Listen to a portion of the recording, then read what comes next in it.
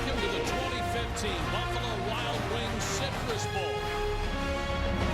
New Year's Day in Orlando, a blank canvas, a new beginning for so many things, but the end of the college football season for Missouri and Minnesota.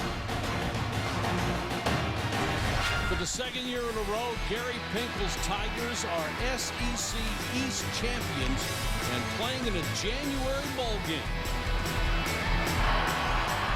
And here come the Tigers.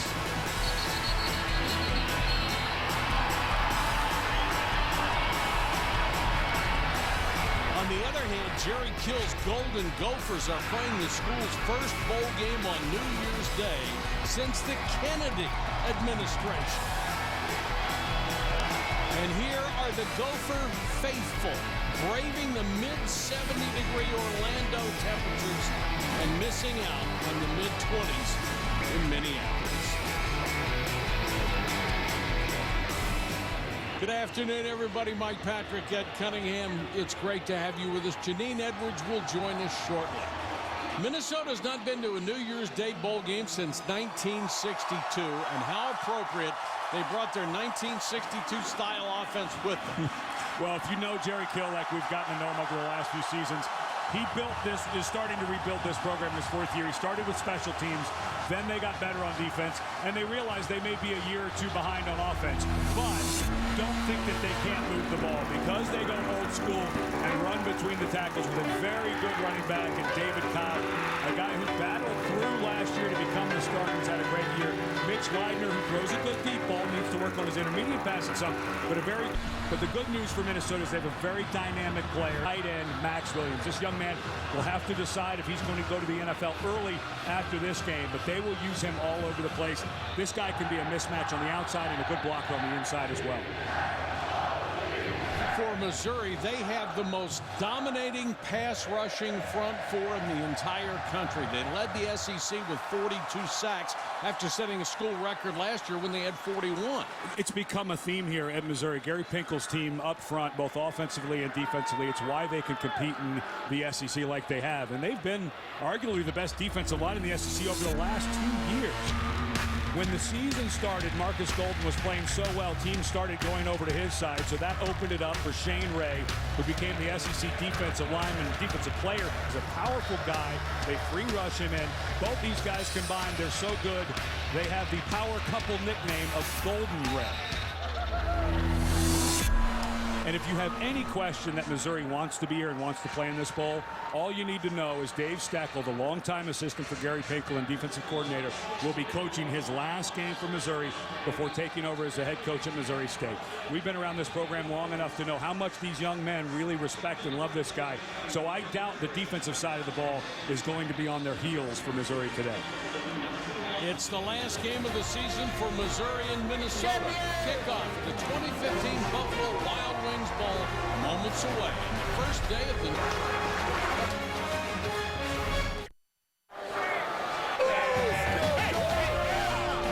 Welcome back to the Buffalo Wild Wings Citrus Bowl. We're here in the Citrus Bowl Stadium in Orlando, getting ready for Missouri and Minnesota.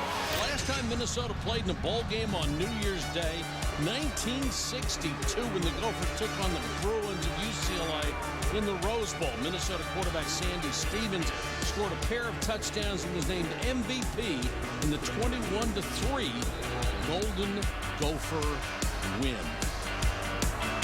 And for more on the Minnesota faithful, in the stands, our Janine Edwards. Well, Mike, if you think this game means a lot to the Gophers, I think it may mean even more to their fans. Like 91-year-old Andy Durgall, who wouldn't have missed this for the world, and he hasn't missed a Gophers game in 80 years. Andy is here today, and he was at that 1962 Rose Bowl. Then there's Chuck Lussenhoff, who told me he was in high school in '62. He couldn't afford to go to the Rose Bowl. So he told his buddies, you know what, we'll go to their next New Year's Day game. Well, 53 years later, he and his wife made a 2.5-day drive to be here. And then there's Jan Widzew, whose father, Dean, played for the Gophers in the 40s. She said her father would be overwhelmed to be here today. And in fact, he is. Jan brought some of her father's ashes along to the game today because she said Dad would be so proud of his team. Mike? Janine, thank you so much. There's Jerry Kill, the Big Ten Coach of the Year with back-to-back 8-win seasons at Minnesota for the 5th time in 106 years. No one, he's almost untouchable. He has rebuilt every program he has ever touched. Gary Pinkel, the SEC Coach of the Year after winning the West again. Pinkel #1 on the school's all-time wins list with 112. Minnesota won the toss. They defer. Ryan Santoso to kick to the very dangerous Marcus Murphy, the conference special teams player of the year.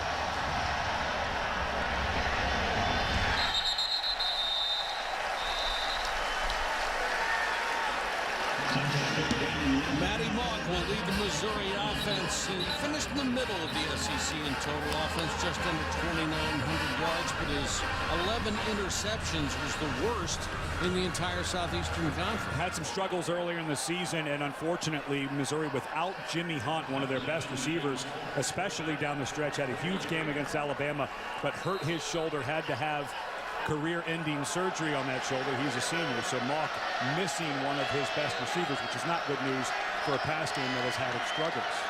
Russell Hansbrough, number 32, starts the game at running back. He tries the left side, hit in the backfield, and taken down for a loss. Well, when Missouri has the ball, it's Bud Sasser needs to step up. For Jimmy Hunt in his absence, he'll move around. Evan Bain, who I think is the best center I've seen in college football this year, will have his hands full with Steven Richardson, a really fine freshman nose guard for Minnesota, and Eric Murray considered the shutdown quarter for the Gophers. Mock back quickly throws, incomplete. Looked like movement up front. Damian Wilson, the middle linebacker, applying pressure. And we'll check the flag. Number 65, offense, 5-yard penalty, second out. That's Mitch Morse, the talented left tackle.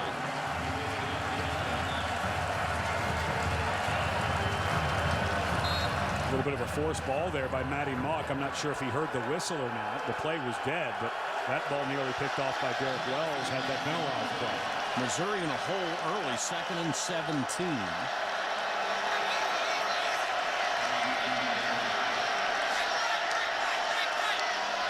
Neither one of these teams can really afford to be behind the sticks. Fake to Hansbrough. Mock. And it's intercepted. Thrown to Derek Wells, who made the diving catch for Minnesota. Mock just threw it up for grabs, and Wells did just that. Darius White was the intended receiver, but that wasn't even close. Mock stayed locked to the right side the whole time. Darius White was jammed at the line of scrimmage. Eric Murray had perfect coverage. There's no way that Mock saw the coverage that Eric Murray had early in that route. White never came open on that. And what a wonderful read by Derek Wells, who almost had the interception on the non-play before. He adds to his SEC interception total that leads in a category you don't want to. Cobb, the single-season record holder in rushing for Minnesota, bursts inside the Missouri 40. Shane Ray, the SEC Defensive Player of the Year, comes right down inside, and they don't replace him. If a defensive end goes that far down inside, the cutback lane then bounces out. There is no contain. Ray is playing that very tight. The linebacker to that side, which is number 10, Kentrell Brothers, he's got to be able to get outside and stop that. Two tight ends, only one wide receiver. Leidner with the fake. Plenty of time. Wants to go deep down the sideline and caught by Cobb out of the backfield, but he's out of bounds. Shear was on the coverage and ran the wheel route with David Cobb. That was a nice, patient play by Ray. And because Shear pushes Cobb out of bounds, and Leidner really did hang in nicely on this one. Good coverage on the post route, so then Leidner had to come back to this side. Because Shear had pushed him out of bounds, even if Cobb would have caught that, they would have had to throw a flag because he was still out of bounds and had not established himself. Cobb, not not this time. Got back to the line of scrimmage. And quickly, Marcus Golden was there along with Harold Brantley. Normally, they stop the run on the way of the passer, but they're not going to have that many opportunities to rush the passer against this Minnesota. Well, it's 3rd and 10. You've got an opportunity here. Go back for a moment and clean up what I was saying about that penalty. Because Cobb had not come back and established himself in the field of play, he would have been ineligible. See, there's a look at Dave Steckel in his last game here at Missouri. 3 wideouts in this formation. Here comes that Missouri pass rush, and Widener lost the ball. And Missouri has it. Widener did not show very much pocket awareness then. He had to know the pressure was coming. Well, he had a screen set up, and he kept backing up. That was the problem. The screen to Cobb was completely sniffed out by the linebackers. And so what Widener is trying to do is buy time for Cobb to come open. What he needed to do was step up and maybe try to shovel pass. And Golden, who Shane Ray got Defensive Player of the Year, but you watch the tape, this guy Golden can really play, and that looks to me like a fumble. It looked like it came loose. Excellent job by Golden, not just getting the sack, but also fighting for the ball as they were going down. 9.5 sacks now from Marcus Golden. That resulted in a turnover.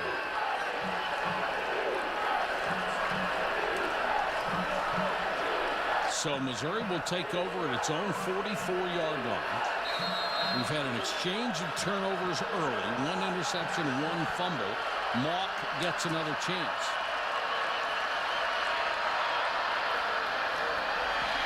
Murphy.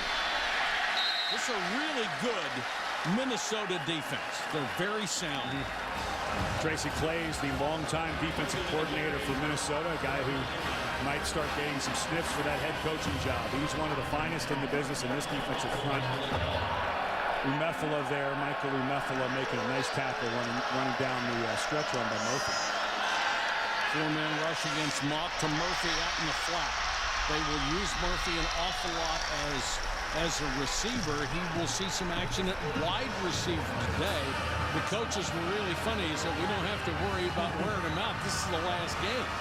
Well, with Damian Wilson, this is an NFL-level linebacker. Watch the speed. Good positive pickup, but this Damian Wilson, senior middle linebacker, he can really run. 3rd down, Mock trying to move the sticks. Gets it out to Sasser. And Sasser to the 42-yard line, stopped by the really good corner, Eric Murray, but it's a first down. Wonderful route, wonderful timing on the throw. And it's well covered. Murray slips just a little bit, but the ball was put on time on the money by Mock. Mock goes back to throw. The pass underthrown and intercepted. Picked up by Brian Body Calhoun, his 5th interception of the season. That leads the team. The ball is underthrown, and Body Calhoun played it beautifully.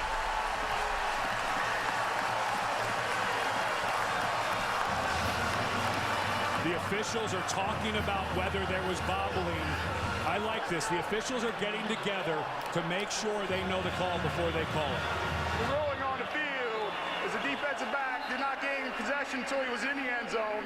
Play resulted in interception for a touchback. Just wanted to make sure that where he caught it, if he did in fact catch it, because if he was in the field of play, they would have had to bring it back. But they were saying he was bobbling it as he was going, did not have possession, did an excellent job taking it away from Derek White. What a play. Darius White, excuse me.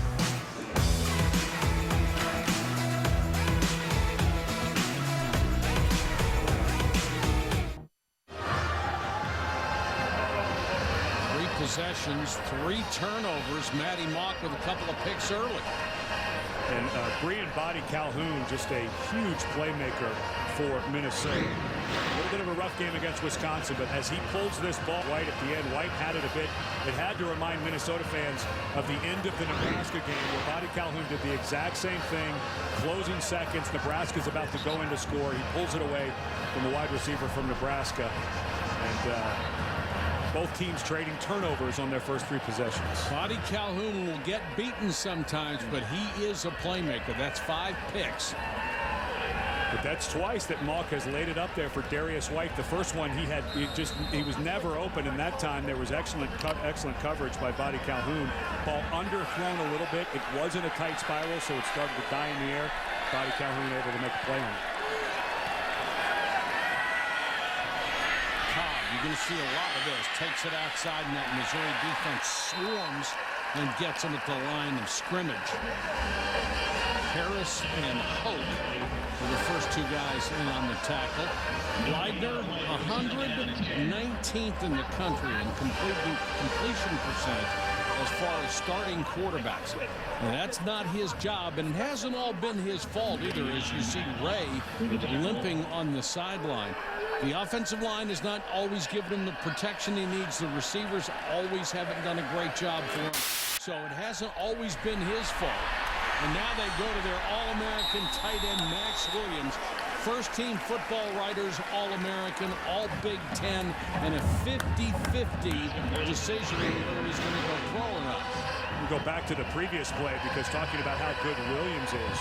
Ray is a potential first-round pick. If he comes out early, his foot slipped, and then when he got up, he was limping on his right foot. As his foot slipped, I wonder if something gave way, but he looked to be in quite a bit of pain after the play before that Max Williams catch.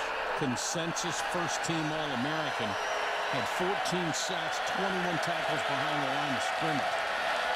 Leidner has the first down. They'll move the sticks as he reaches the 33. Michael Shear, the middle linebacker, the number 2 tackler on this club, over 100 this year, made the stop on that run. And Leidner, a guy who's battled a bunch of injuries, had a sprained left knee earlier in the season. Sometimes has to still wear a brace. He had a turf toe that he missed the San Jose State game, hurt it against TCU. And we're talking about the pass game. He does have good touch down the field, good accuracy, where they want the next growth to come with Ray out, makes the passing game easier. But they want that intermediate and short game to come out.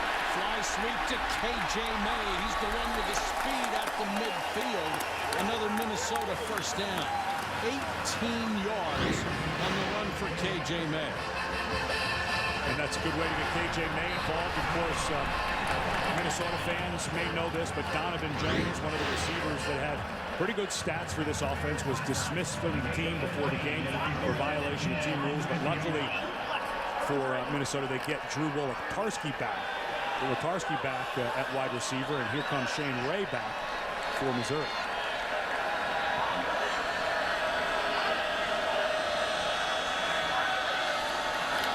Leidner, short set, throws. That is tight end Lincoln Klesek. Only his 4th catch of the year. And sometimes in bowl games you see things you haven't seen all year. That's because of that extra practice time. Well, and because of the down year in wide receivers for Minnesota, they've got some young guys that they're not playing this year to preserve a year of eligibility. But now you see Klesek move out to a wide receiver spot, just trying to get some size mismatch. That was a really nice throw by Leidner. That's exactly what Matt Linegrover, the offensive coordinator, said he wanted to see was accuracy in the short throws. Cobb, 9th in the country in rushing, gets near the 38-yard line. You know, I mentioned at the open of the show that to rebuild this program, and all the programs Jerry Kill and this staff have rebuilt, they start with special teams, then they go to defense, and then they start really rebuilding offense. And that's Matt Linegrover, the offensive coordinator, who said if you work for Jerry Kill, you have to be okay with that. He said we're probably a year or 2 away from being where we want to be in the throw game, but boy, they're pretty good in the run game. You don't get to a January 1 bowl and play for the division crown in the Big Ten. You can't run. They have upgraded the talent level on this team year after year after year. You can see it. We've seen Minnesota virtually every season since his staff has been here. You can see this program grow. He has done it. He and his staff have done it everywhere they have been. And they call it brick by brick. That's the term they use at Minnesota. He said, how do you build a program? You get or make one good player. Then you get or develop another good. And you just literally do it one at a time. And the fans from Minnesota have just completely embraced the whole kind of ethics and ethos of this program. And it's really been fun to watch it grow, not just on campus, but around the entire state. Ball start, number 63. 5-yard penalty. It's second out. If you're Matt Limegrover, the offensive coordinator, you know he's sitting there saying, you know, I could use a couple of more bricks over here on this side. Well, but they're getting some bricks. You know, Yes, they are. 3 wide receivers that are here just in uniform who won't play. And I was watching warm-ups because I said, hey, these guys are really good. They're going to get a lot. They're going to be better on offense. They may lose Max Williams. He's been told probably 50-50, may go to the NFL. But they're going to have some guys next year. Cobb in the flat. Nice catch on the throw from Widener. Cobb. Ian Simon got him around the ankles. I like Cobb. I mean, this kid always delivers. He's got to go back to last year. The starter last year was not David Cobb. It was Donnell Kirkwood. And then it was kind of by committee midway through the season. Cobb took over. And remember, this is a guy who pulled his hamstring severely against Nebraska. They weren't sure if he was going to be able to play last game of the year against Wisconsin. He went for over 100 against the Badgers. Showed great technique on that last catch, too. Excellent hands, wide receiver kind of hands. Widener's in a nice little flow here. The run game's going. We're starting to get the ball out of his hands pretty quickly in the throw game. He's a very emotional guy. They brought the quarterback coach actually down to the field. Cobb very lucky that ball didn't get coughed up. So brought the quarterback coach down to the field. Jim Zabrowski, because they needed to settle him down a bit, which worked really well. Wolgatarski in motion. Widener keeps it, tries to make something out of it. Gets down to the 20 before the middle linebacker. Shear makes the tackle. They need to reach the 17 to move the chains. And Shane Ray now again out because they're probably worried about that. But they'll rotate probably some bigger bodies in, because if you're Dave Steckel, you've got to think run. What you can't have happen though is you can't have a safety miss somebody like Max Williams. Max Williams lined up over to the slot to Loudon. Play 11 coming in this drive. Straight up the middle, Roderick Williams Jr. That's only his 3rd touchdown run of the year. They surprised him with Williams not having Cobb in there, and he gashed him for 20. Excellent job by the right guard, John Christensen. Christensen was the starting center last year, broke his leg, came back. He had an excellent block on the linebacker. What a nice finish by Williams. This program just gets better and better.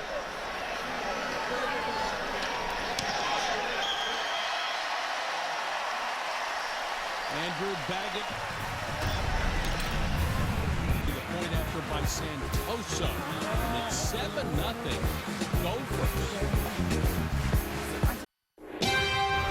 ESPN College Football.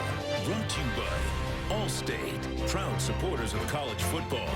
Are you in good hands? And Hotels.com. The obvious choice for hotels. What a job they did on this facility. 10 months of major reconstruction. It reopened in November. More than $200 million in renovations. Capacity increased above 65,000. But to do a project of that magnitude in 10 months, remarkable.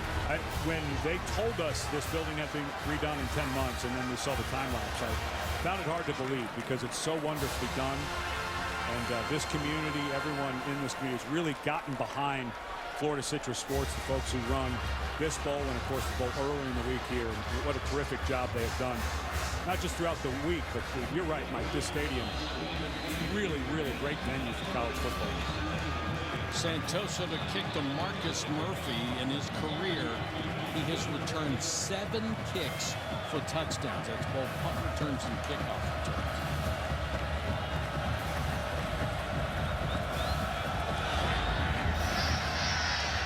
High end over end. And goes out of the end zone. Matty Mauck, 2 picks, first quarter, and Minnesota has the lead. The NFL playoffs start on ESPN. Cam Newton and the NFC South champion Panthers have won 4 straight, but now they have to go up against Larry Fitzgerald and the Cardinals. Winner go home. The NFL playoffs wild card round. Cardinals and Panthers Saturday 4:20 Eastern on ESPN. Take a look at our keys to the game, brought to you by Franklin American Mortgage. Let me add one. Stop throwing interceptions. That's what you want to add? Yeah. Well, I went with alliteration in 2015. For Minnesota, mix it up with Max. Yes, those X's are on purpose. Max Williams, we've already seen him move around. He's a very dynamic player. And then for Missouri, move around Murphy. We've already seen that. You talked about how dynamic Marcus Murphy is in the return game. Get him involved in the throw game without Jimmy Hunt here. Out because of injury. He's a guy with that much speed and that much cutting ability that you can move him around and get him more involved. Hansbrough, the tailback.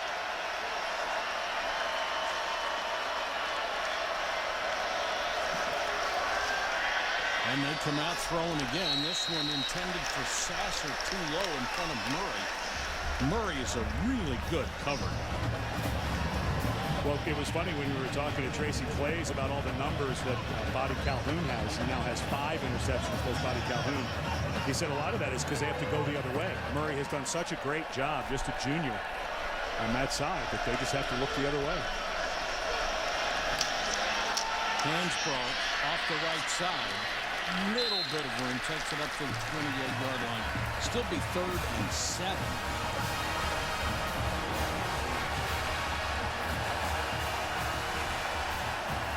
Well, this is where you need, if Matty Mott's the guy you want him to be, with the arm that he has, this is a down and distance.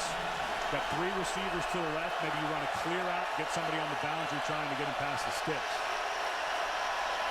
Minnesota comes with a blitz. Mock on the draw. And great recognition there. Saved. Saved a first down run. They got him by the ankles.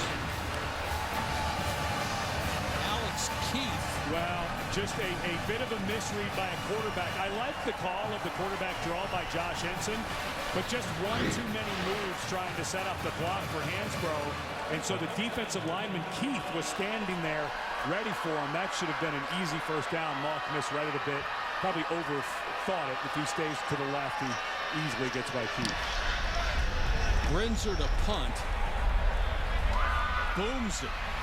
Craig James on the return, makes a man miss, looking for a block. There's a flag down, and so is James as he got out across to 30. That was close to breaking a big one, as it is an 18-yard return after a 53-yard punt.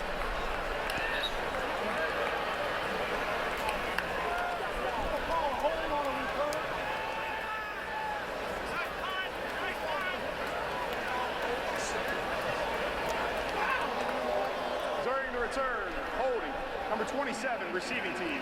10-yard penalty if you spot a foul. First down, timeout. Beautiful Orlando. We've got a timeout at 7-0 Minnesota. College football playoffs start later today. Back-to-back semifinal games. Number 2 Oregon, number 3 Florida State at 5 Eastern, the Rose Bowl, presented by Northwestern Mutual in at 8:30. Number 1 Alabama, number 4 Ohio State, the All-State Sugar Bowl. All on ESPN. Pretty cool afternoon. It's nice to have January 1st back as the day of college football. Yes, it is. The BCS had kind of spread us out over about a week, and so to have the focus on New Year's Eve and New Year's Day is pretty special. We go back, we were talking about special teams being rebuilt first. That was David Cobb on punt return. You wouldn't expect a 1,500-yard rusher to be on punt return, but that's a big part of the brick-by-brick foundation they have built here. But unfortunately, Cobb got called for holding. And that looked like it may have been a block in the back. Either way, it looked to be an illegal play. And it's very interesting when they took over, said we can get some really good athletes, take the best guys we got, put them on special teams. That's where we'll have an advantage. And they're right. It's just a commitment to do it. Cobb on the delay. Out to the 20. Gain of another 7 yards for Cobb. Well, Shane Ray is trying to go. We saw earlier in the game that he may have hurt his foot. And this is the second time that he's come way down inside. And there's nobody there. Max Williams came around to clean up the safety. But that side of the line looks a little soft right now for Missouri. Ray not quite moving at 100%. But it also looks like the second-level linebackers and third-level defensive backs aren't reading that play correct. KJ May flies sweep. Not much. Cobb already, by the way, 33 yards rushing. That was Marcus Golden who made the stop on the fly sweep.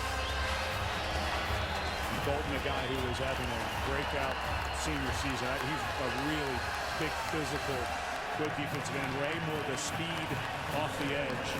Wouldn't be surprised if both of those guys joined some of their former defensive teammates in the NFL. Missouri's starting to stack a few guys in that league.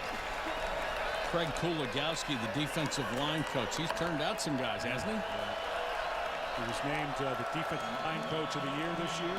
College football is doing a nice job. Widener play action. Flushed. Trying to throw on the run. Has KJ May wide open.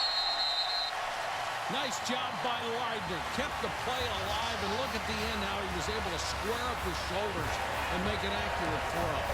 You know, the guy was banged up all year with a bad knee and a turf toe. Being able to move better. Really excellent throw. Ian Semin, the free safety, just lost KJ May in the wash. Good job by Leitner. What an excellent job by the offensive line, though. This is one of the best pass rushing defensive lines in the SEC, which is a mouthful. And Leitner had all day and then was able to get out and buy even more time because everyone was locked up front.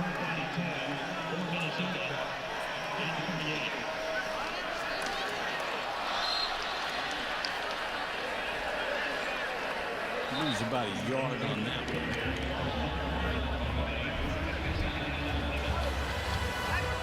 Well, this is a new surface for these guys. Obviously, the field turf is different in some places, so trying to get your footing right early in the game.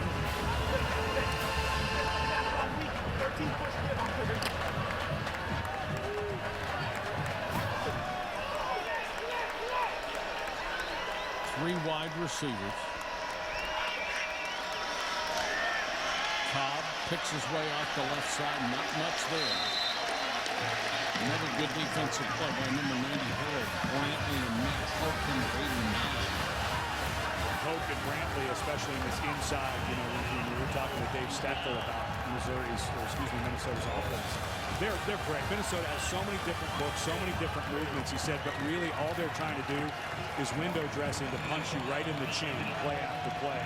And it really is up to Hoke and Brantley and also Josh Augusta will get some running there. It's up to those guys to help that point. Third and long, Widener has hit his last 5. Draw play, Cobb. Just picks his way. He'll be shy of a first down here. You're right on that line, don't you think? I think you're a bit out of Santoso range. He's got a big leg. He's hit a 52-yarder. This is a philosophy where they say, we don't want to mess it up on our end. Don't make mistakes. And if you gamble this early in this territory, I think that leads to what they would consider a mistake. 4th and 2, I think they probably go for it. 4th and 4, they're not comfortable with that. I agree. I think this is, and really the way this defense has been playing, give it a chance.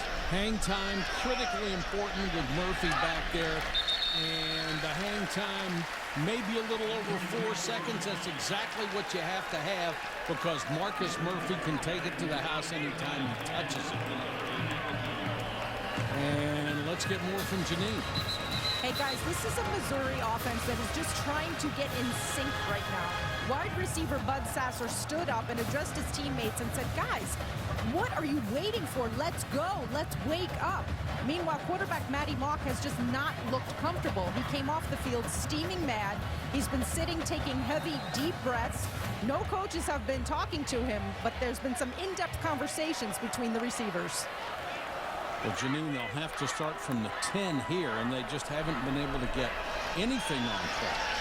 Mock throws underneath to Sasser, and Sasser immediately knocked out of bounds. Again, tremendous coverage by Murray, who gave him a little bit more of a cushion that time. Well, and this is a passing game that has struggled all year. They lost 167 receptions between Dorial Green-Beckham, who was dismissed, Marcus Lucas, and Lindamian Washington, two guys who graduated off last year's team. And now you take Jimmy Hunt out of the mix, a senior who had a monster last 4 games of the season. I can see why there's some frustration from Missouri. He got 70 catches from Sasser, 29 from White. And then you turn to this guy, Murphy. And Murphy stuffed as he got to the line of scrimmage. The middle linebacker Damian Wilson filled the hole. That is the end of the first quarter in this presentation of the Buffalo Wild Wings Citrus Bowl. Will continue after these messages and a word from our ABC stations.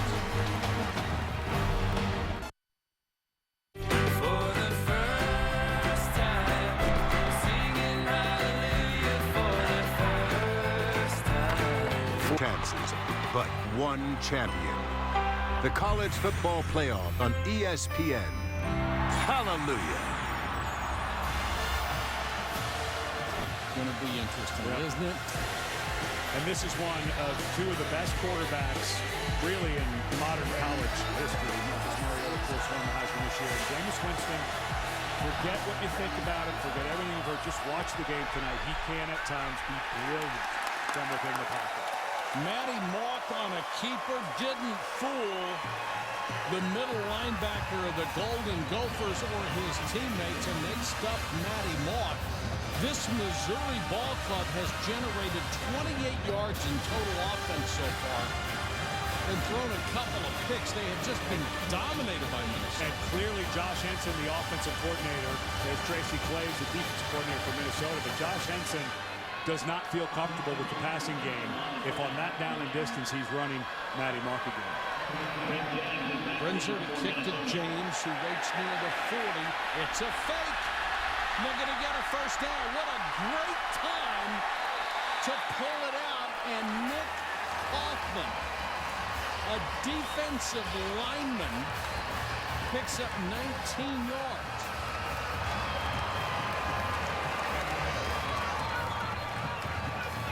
For Missouri, I'm sorry, that was Harold Brantley. What an excellent run by Brantley. I mean, Sure was. yeah, Harold Brantley. What an unbelievable run. Great job by the punter. We all thought it was thrown over his head. Brantley catches it, and that thing was defended. Brantley gave an excellent individual performance and a nice gutsy call. It's a bowl game. You're not getting your offense going. Why not call that? This is Murphy as the momentum shifts to Missouri. To the 45, a gain of 19. Derek Wells with the stop. And if you're Gary Pinkel, what a really nice timely call. This guy's been at it for a very long time. Probably felt his team, if we got to give this ball back now, he probably felt like, we may be down 14-0 and looking at the end of the quarter. So nice timely call in a bowl game, give his team a little bit of a spark. Have to find that spark somewhere, and they did with that play. But Brantley, I'm not sure they knew he could quite run like that. That was a pretty impressive run by a big man.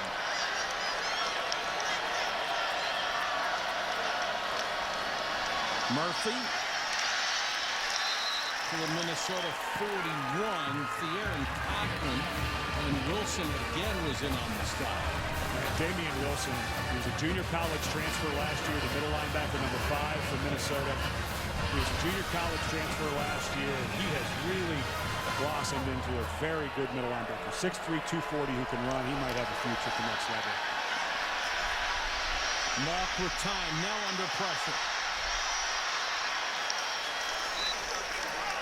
Ran a long way to pick up 2 yards, but he finally got it. Got him into a 3rd and short, though, by those extra steps. Now let's see if they trust this Rogan. Got Bud Sasser, who's a bigger wide receiver at 6'2", up on the left. Putting some bigger bodies over to that side with Sean Culkin and Gavin Audie. Hansbrough is the running back. Blitz. Mock throws against it, and outstanding coverage again by Murray. He just bottled up White. Wouldn't let him go anywhere. this has been just, White has not had a chance. I know this has been in the plan to look at Darius White, a guy who had been battling a groin injury, and they expected him to be 100% healthy, but he has not had an inch of space today so far with that coverage. And now, a little surprised that if you're Gary Pinkel and you faked it before on this part of the field, I'm quite shocked, actually, that they're not going for it here on offense. And they will go with the punt. Excellent coverage. They stop the ball at the 1-yard line. John Gibson batted it back. A beautiful kick of 37 yards. If nothing else, Missouri changed the field position in this game after the fake punt, but they couldn't get any points out of it.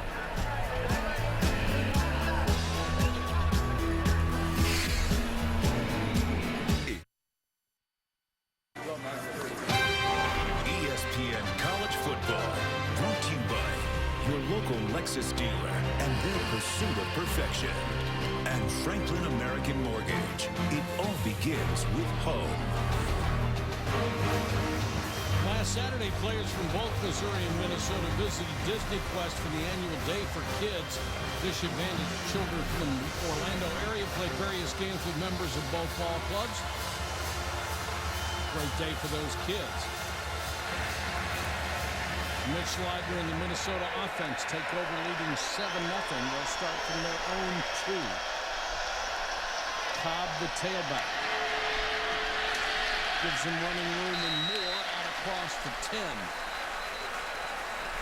One of the interesting things about Minnesota and Cobb is when you play the Gophers, you know you're going to get a big dose of this guy. Can't stop him anyway. No, and you know, to think at the beginning of the show we had that package that showed they have an old school offense. But to think that this offense is simple, you're a simpleton, because if you watch how much they move, how many big bodies they move around, the different looks they give you, and then if you go to sleep, their ability to throw it off the run is really challenging.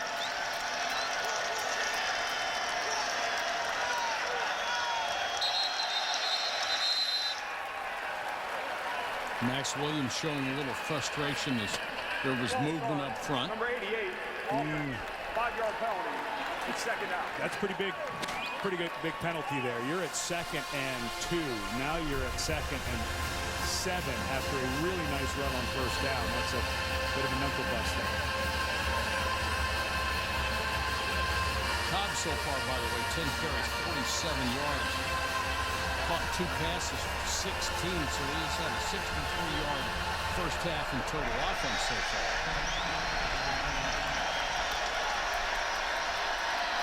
Leidner, Cooper. Out to the 11. They need to reach the 12 for a first down. Kentrell Brothers, a really active weak side linebacker, made that tackle. Well, the zone read is so common now in college football. You have to have a plan if you're Dave Steckel. What he's doing right now is he's saying, I can bring all of these guys down inside because of Cobb, and then you have to hope that Brothers, the linebacker on that side, can come over to the linebacker. But right now, the linebackers have been a little slow to react to the quarterback keeping the ball. Cobb trying to get that yard, had a slip in the backfield as Missouri brought a lot of pressure. Donovan Newsom got there to make the stop. They'll have to punt it away. And Cobb fumbled that ball again. It fell right back into his lap. But we have seen him have some issues with ball security here. And this play was just blown up at the point of attack by Donovan Newsom. Nice job of getting penetration. Cobb very lucky that that ball fell into his gut. Mortel to kick to Murphy. Remember how important hang time is going to be. And there is a returnable low line drive kick. And Murphy drilled as soon as he got his hands on it back at midfield, and it's the corner, Eric Murray, who made a huge tackle. There was no hang time on that one. Brick by brick, Minnesota says it's about getting our best players on special teams, and that one paid off. All right. First half action shows Greg Kokel hitting Gary Pinkel for 13 yards and a first down. Again, it's Koko to Tinkle for a 67-yard gain, but Tinkle is injured and leaves the game after this play. While he was in, Tinkle caught 5 passes for 98 yards, but to no avail as at halftime the Flashes trailed 21-0. Just waiting to hear Lindsey Nelson say, after an exchange of punts, Notre Dame took over at the 20. Other names in that game: Don James, the coach at Kent State. Jack Lambert had played for Kent State. Nick Saban, a defensive back on that team. John Matuzak played for Tampa. The backup quarterback, Freddie Solomon, who was a 2-time Super Bowl champion, but as a wide receiver for the 49ers. Don James was my college coach. He knew a thing or two.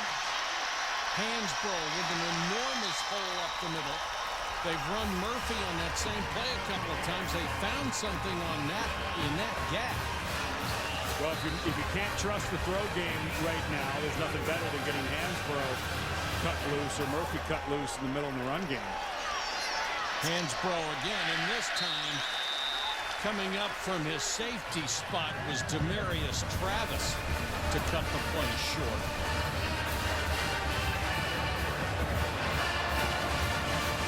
Nice job blocking the middle that time by the offensive line for Missouri. But Travis taking a risk here. Now the question becomes, do you try to bait them to bring that safety up and throw it over his head at some point? Mock short set being flushed. Mock on a keep down to the 21-yard line. Wilson makes another tackle. Matty Mock was a guy who had some real struggles early in the season against South Carolina in a close rating and a blowout loss to Georgia. He took a lot of heat, and people saying, let's make a quarterback change, and they never flinched here at Missouri. They've had his back the whole time, and he does bring some athleticism to that position. That was a nice job picking up some yardage to make this a manageable third down. 3rd and 4. Murphy broke a tackle. Murphy still on his feet inside the 10. If Mock doesn't scramble and pick up 3 or 4 yards on the play before, I don't think you'd ever call the toss sweep if it were 3rd and 7 or 3rd and 8. So you go back to the play before when Mock gave you a little something with his legs. He is a dynamic athlete, can make some people miss. It's a little play, but that made that a makeable down. Mock on the keeper. Dragged down by Jack Lynn, who grabbed the back of that jersey and just ripped him to the ground. I'm not sure Lynn had inside the guy, just had the jersey. The horse collar tackle is if you actually get inside the top of the jersey or into the shoulder pad, but you can see Lynn. And it's in the immediate action. I'm not sure who it was, but Lynn did a good job of not grabbing it, just grabbing the jersey. Murphy is the tailback on 2nd and goal. He'll get the carry. Murphy inside the 4 to about the 3.5. It'll bring up another big 3rd down. In this area of the field where having a mobile quarterback is such a big deal. Well, and Missouri has always had some big tight ends and some really gifted guys at that position. They don't have that now. So it does help to have Mock as a runner.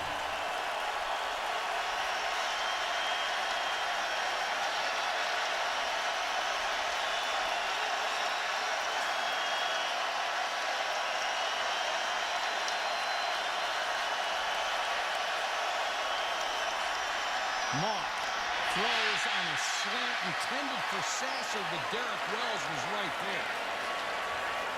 And Derek Wells really upset. Thought he might have had a 100-yard pick. I know there has been some struggles in the throw game for Missouri, and Janine Edwards was saying how frustrated they were on the sideline. We got to start thinking about how good Minnesota's playing in the secondary. I've been watching the whole field. There are just not any white jerseys coming open, and they are jumping almost every single route. This group, not only good athletically, but they are incredibly well prepared, it looks like. Baggett will come on and try a chip shot field goal from the right hash, 21 yards. He's made 16 out of 23 this year. That's his 17th, and with 6:39 to go in the half, gets Missouri on the board. Chris Cotter in Bristol with the Sports Center right now, brought to you by Great Clips. We go to the Goodyear Cotton Bowl over on ESPN. A little trickery here. Bryce Petty finding Jay Lee, who finds a wide open Corey Coleman. Baylor leading Michigan State right now 21-14. Happy New Year, Mike. Ed, back out to the Citrus Bowl. Chris, thank you very much. Been a good one here. We had 3 turnovers early. Missouri just got on the board with a 21-yard field goal after trailing 0-0 for most of the game.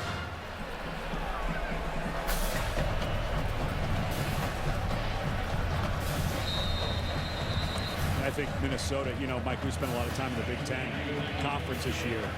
And I got so tired of hearing national people say, oh, the Big Ten, the Big Ten.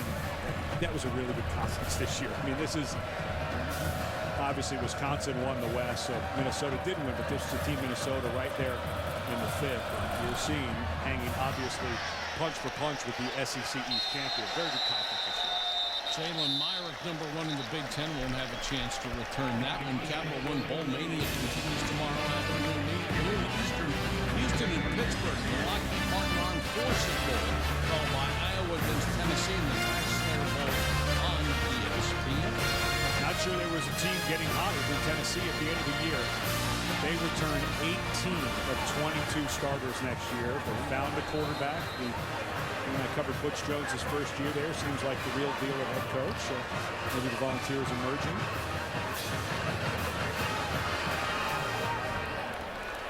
Looks like Shane Ray 100% right now. Leidner throws underneath to Williams, and the All-American tight end is tripped up immediately by Braylon Webb. Really good athlete, Braylon Webb. He was a quarterback in high school. Serves as the team's holder on point after touchdown. And if you see a 6'4", 255-pound tight end coming at you, he seems like a bright guy as well. Yes, sir. So is Max Williams, by the way, an academic All-American, as well as his All-American and Big Ten status on the field. Cobb. Not much there, but he makes the most of it up to the 27-yard line. In modern-day football, 2nd and 12, they're running the inside zone play. And that's what Dave Steckel said. The defensive coordinator from Missouri were meeting with him. He said, you just have to realize it's not a normal down and distance when you're playing Minnesota. They're not going to throw it necessarily. There's Matt Linegrover, the offensive coordinator from Minnesota. But for Steckel, it's just like you just don't know what to get. So 3rd and 8, you have to leave some people home to play the run here. It's almost like playing Georgia Tech. And hats off to the Jackets for their performance last night. Williams underneath, and Max Williams dragging a tackler with him for a first down. 6'4", 250 with power on top. His dad, Brian, a former first-round pick of the New York Giants, played 11 years for the Giants as a center. Just running a very easy across the formation drag route, and you got the safety Ian Simmons, but Williams is fast enough to run sometimes away from those guys, and he has such a big body that then the smaller defensive back can't get in front of him. It's like a basketball player. And crossing routes are so hard to cover. Leidner out of the backfield, and Miles Thomas, the fullback. Same concept there. The last time it was a crossing route by Max Williams. Now you run a speed route out of the backfield by your fullback Thomas, who's got good hands. And that time Newsome can't catch up with it. Newsome, the linebacker, whereas before we saw that it was Simon trying to cover Williams, the safety. So safety or linebacker, they're having a hard time covering that position. 8 straight complete passes for Leidner. And what those short passes do, as well as the runs, continue to move that clock. This little flanker screen to Isaac Frichte. He touches the ball for the first time. What a really excellent job of growth. And this is the way you can start getting the passing game going. Kenya Dennis, the corner on that side, has given 10 yards. And if you watch the offensive line, this is a run play, but it's an automatic read between the quarterback and the receiver. You give us 8 or 9 yards, we're going to make you come up and try to stop it. That was a run play that the quarterback and the receiver, Frichte, that's what's called a sight adjustment. Frichte knew the ball was coming, did a good job. Nice build in by Matt Linegrover. Third and a long 2. Ball's loose. KJ May. They botched the exchange between Leidner and May. Well, this type of play where you're bringing the guy in motion while there is a shotgun snap. You see this a lot where there's missed timing. And because May was there just a click early, Leidner was trying to reach out and get it, and they ran into each other. Not sure if that was going to go to KJ May, but what a big mistake for Minnesota.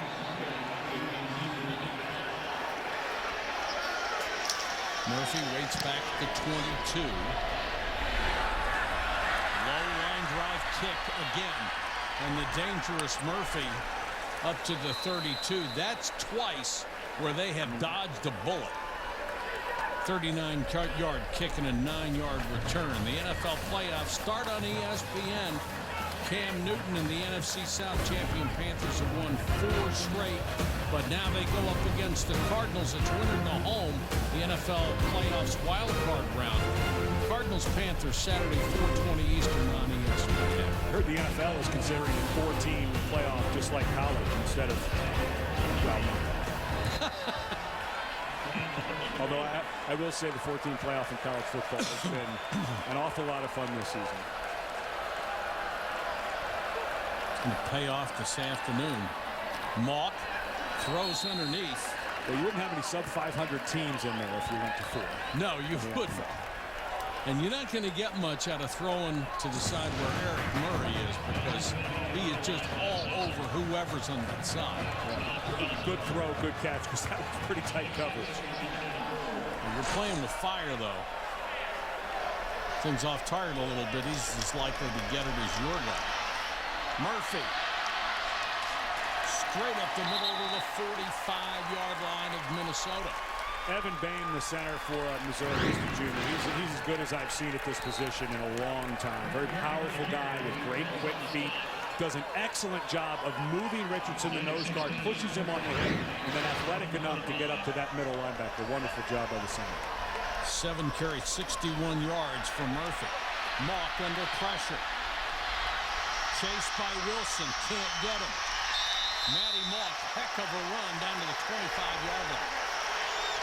You know, the coaches talked, and last year I got to cover Missouri when Matty Mock took over for James Franklin, who battled a bunch of injuries his senior year. And they talk about what a tough competitor this guy is. He was just getting browbeaten in social media earlier in the season, but they said emotionally he's so strong he got through it. Real gamer, but this little added run when things break down can be a big deal as they try to grow this offense next year. I think most players learn in a hurry to turn off social media. It is just vicious. He admitted he was reading some, but they say it never affected him. And he's a very strong, emotional young man. Ish Ritter gets a chance to carry the ball, and he's stuffed by Cedric Thompson. Leidner was talking about that from Minnesota. He said he just wiped his accounts off and forgot about it. Yeah. It is the nameless and faceless masses that can say whatever they'd like, but I'd give a ton of credit to Gary Pinkel and his staff. They never once flinched. They said, nope, he is our starter. He'll work, he'll get better, and he did. He had a much improved back half of the season.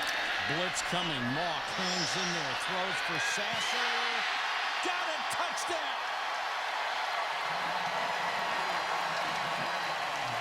Calhoun did not see the ball. He was trailing it by a step, may have even turned the wrong way, and it dropped right into the hands of Bud Sasser. Sasser and Buddy Calhoun lost this ball. They're both looking back to their right shoulder, and Buddy Calhoun saw the head of Sasser turn, and as soon as he turned, he didn't realize the ball was on the back shoulder. Not bad coverage, but a wonderful throw by Matty Mock. That ball kept in bounds and hung long enough for his guy to make an adjustment. Missouri, after gaining only 28 yards in the first quarter, has racked up 100 yards in the second period, and they have taken the lead on the Gophers. It's 10-7 Mizzou.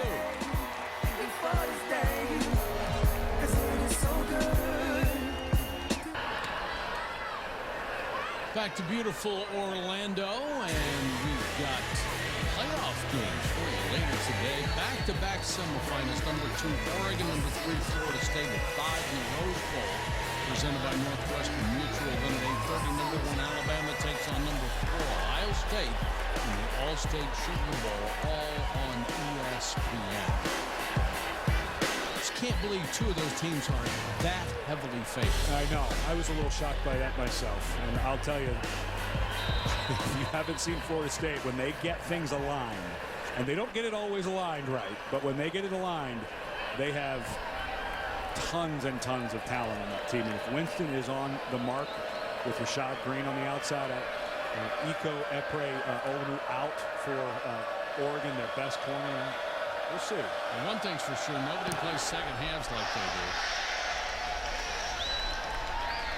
You know, what's And the Gophers will start at 25 with 104. Not exactly their forte. Well, that's what I was just going to say. Is it'll be interesting to see what they do with Mitch Leidner. He's really been on today in his short intermediate passing. Minute 4, 3 timeouts. The clock stops with first downs are out of bounds now. Let's see if they can't rip off maybe a little screen or something. But if I were Minnesota, I'd love to be aggressive here if I could. And that's not what they do. They will revert back to, hey, we're down 10-7. We're in this ball game. Let's not make a mistake. But I think if you could pop a Cobb run, get out to the 40 or so, I think you start managing the clock and see if you can't hurry it up. I was going to say, I'll bet you a bag of popcorn that's going to be the first play. The delay to Cobb. If he picks a 20, then you can go do something, but he doesn't. I'll go get you a bag of popcorn right now. Although, that was really odd. Everybody on Minnesota looked like they were kind of moving at different times. That play did not look like it went off the way that Jerry Kill had hoped it would. Check in with Janine. Well, guys, but for the most part, I think you're right. That short to mid-range passing game was something that Jerry Kill told us they've spent a lot of time working on in the last few weeks. That was the last step, the last piece of the puzzle that they felt they needed to improve on. And so far in this game, they've been using it a lot, and it's been quite effective. And that's why those extra bowl practices are so big for us. It's like another spring practice. 15 in spring, 15 before bowl. And you could see they got better. Now Dave Steckel talking to his guys about what to do. And Missouri, because Minnesota came out and was conservative, Gary Pinkel very wisely uses his timeout. He's got some momentum. Hey, if we got to make them punt it, I've got one of the best punt returners in the country. And good clock management that time by the Tigers.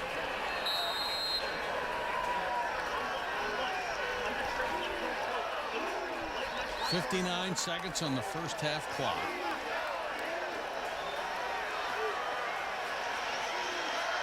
Murphy going to get his hands on it. They've held him in check, at least as a kick returner. Leidner under pressure, throws to Williams. Williams shakes the tackle, drags another tackler with him out across the 35-yard line.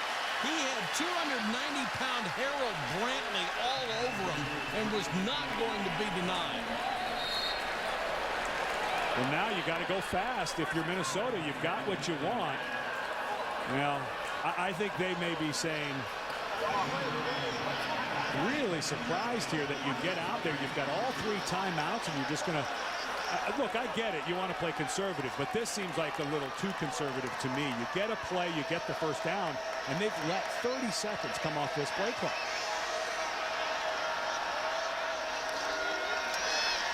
Leidner, short set, goes underneath. They'll pick up a few, but Fricky will stay in bounds.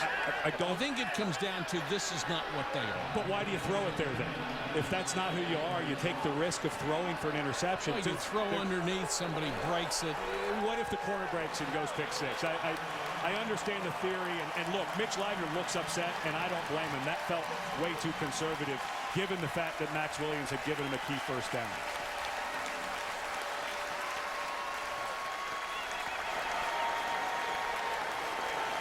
Let's go down to Janine. Tom, what went into your thought process there of whether you try to go for the score or just try to run out the clock? Well, we get the ball in the second half.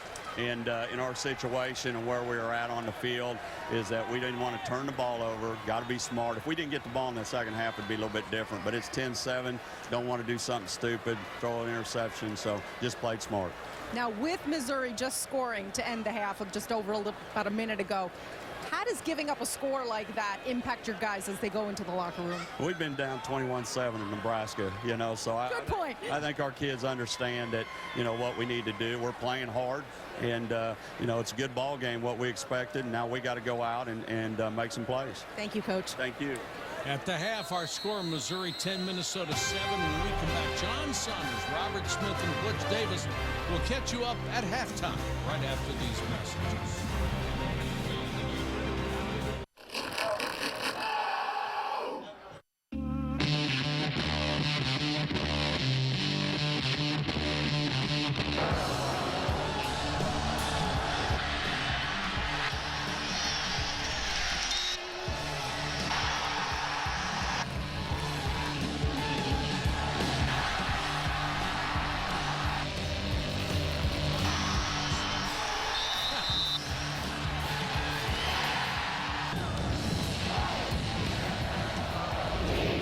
To the 2015 Buffalo Wild Wings Citrus Bowl Duck Commander.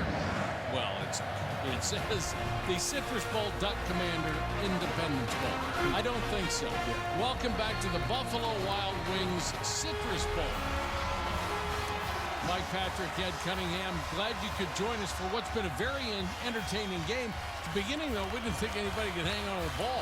It really was interceptions back and forth. All three first offensive possessions ended in turnovers, but it's exactly what we expected to see. Missouri still struggles throwing the ball a little bit. Minnesota's been able to get Cobb going a little bit, but really the momentum swung back to Missouri. It felt like Minnesota may go out in a lead, and Missouri hang in there. And really, it was Matty Mock running when there wasn't stuff in the passing game for him to go to. Well, it certainly was a tough start for him trying to throw the football. Well, and that's been the problem for Missouri all year. They just struggled finding. Of course, they lose one of their best receivers coming into this game. So they're going to have to get Hansbrough and Murphy going a little bit.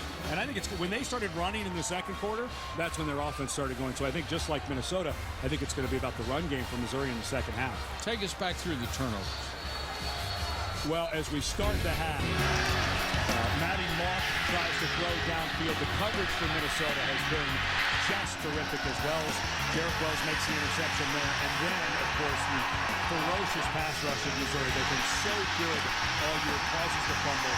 Minnesota gets the run game going, and then there's Matty Mock on a broken passing play where nobody was open, and Mock ends up getting a run.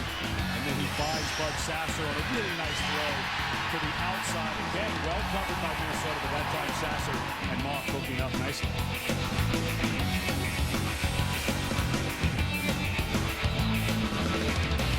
Missouri got almost nothing offensively in the first quarter, but they flipped roles in the second quarter and dominated statistics.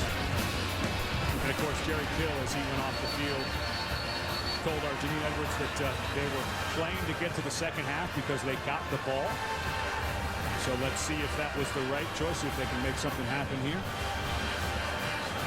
I think one of the hardest things to do in sports is to stick to your identity.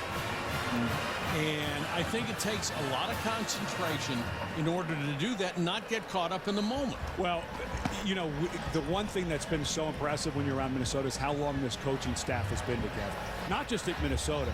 They go back to Northern Illinois. They go back to Saginaw. I mean, they go back to Division II together, and they've done it the same every time. And so it really has become for Jerry Kill. He talks about it all the time. There's Matt Limegrover to the right, and that's Tracy Clays, his defensive coordinator to the left. You just don't find a more solid, trusting coaching staff in college football. Onside kick. It looked like Missouri had a shot at it, and they got it. Brilliant. Absolutely brilliant play to start the second half. And that was Bud Sasser, the leading wide receiver who was all the way on the right, but there's a double number. It's Simon, 21. Oh, it is Simon.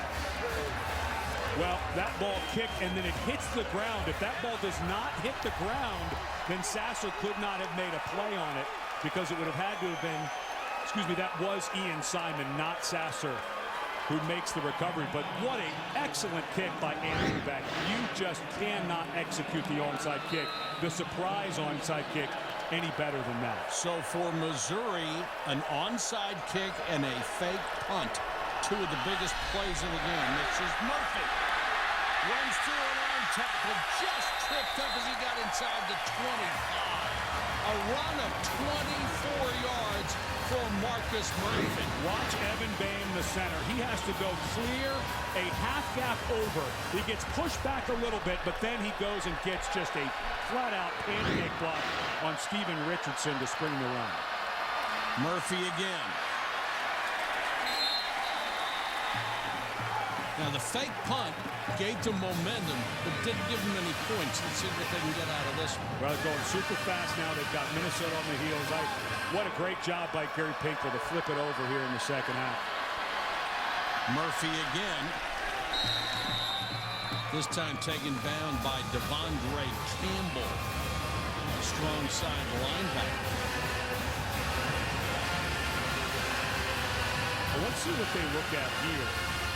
As Marcus Murphy came off the field, he looked like he might be a little gimpy as he was walking off on that one. But this is an opportunity, third and short, where this isn't necessarily running for the first down if you're Missouri. So Minnesota has to back some people out into coverage, which may then, of course, open up the middle run. The bigger back is Hansbrough. He's in the game. 3rd and 1. Hansbrough hit the backfield. They certainly didn't fool Eric Murphy, who came flying off the corner. And such a wonderful call by Clays. You're thinking you're going to get a pass, but you roll the coverage over and you let Murray come on a corner blitz. And this is just saying, you've got to throw it over there to Darius White. If you see that as the quarterback, you've got to think about, wait a minute, I got to get off this run. Darius White was open because of the corner blitz. Murray has been brilliant in coverage. He was great on that blitz. Baggett, who was hit a 21-yard field goal, would try from 33. And just got it inside the left upright. So the onside kick, recovered by Missouri, pays off in 3.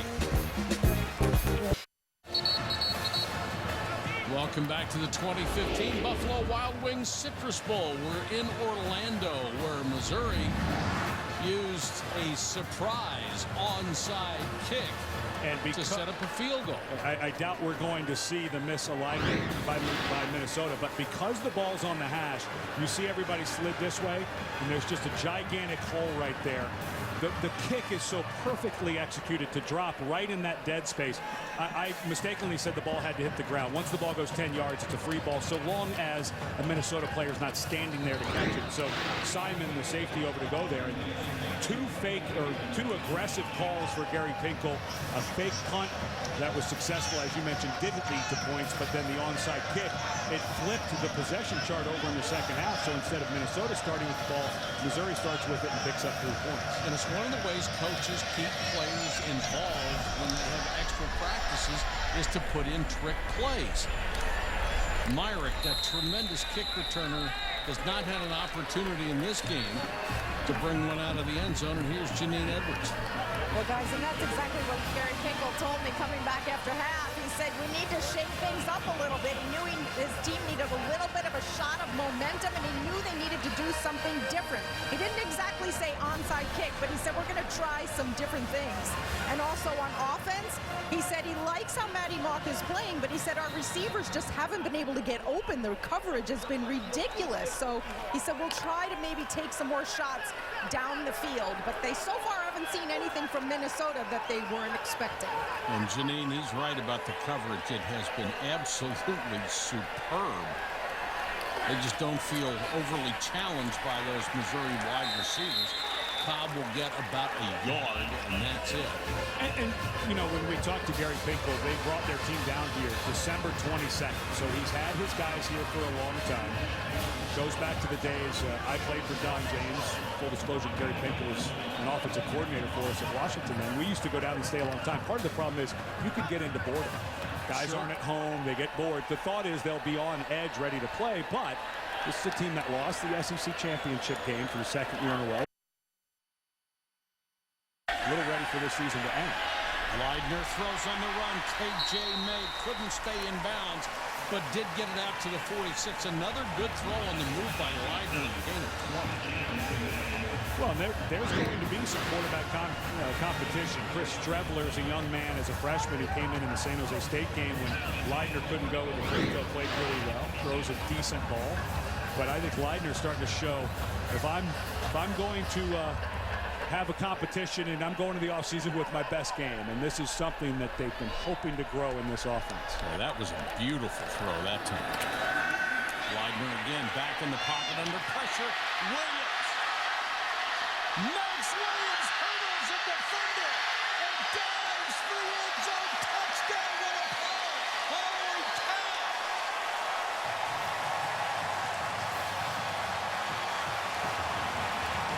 You don't see many 6'4", 250-pound hurdlers. What a play!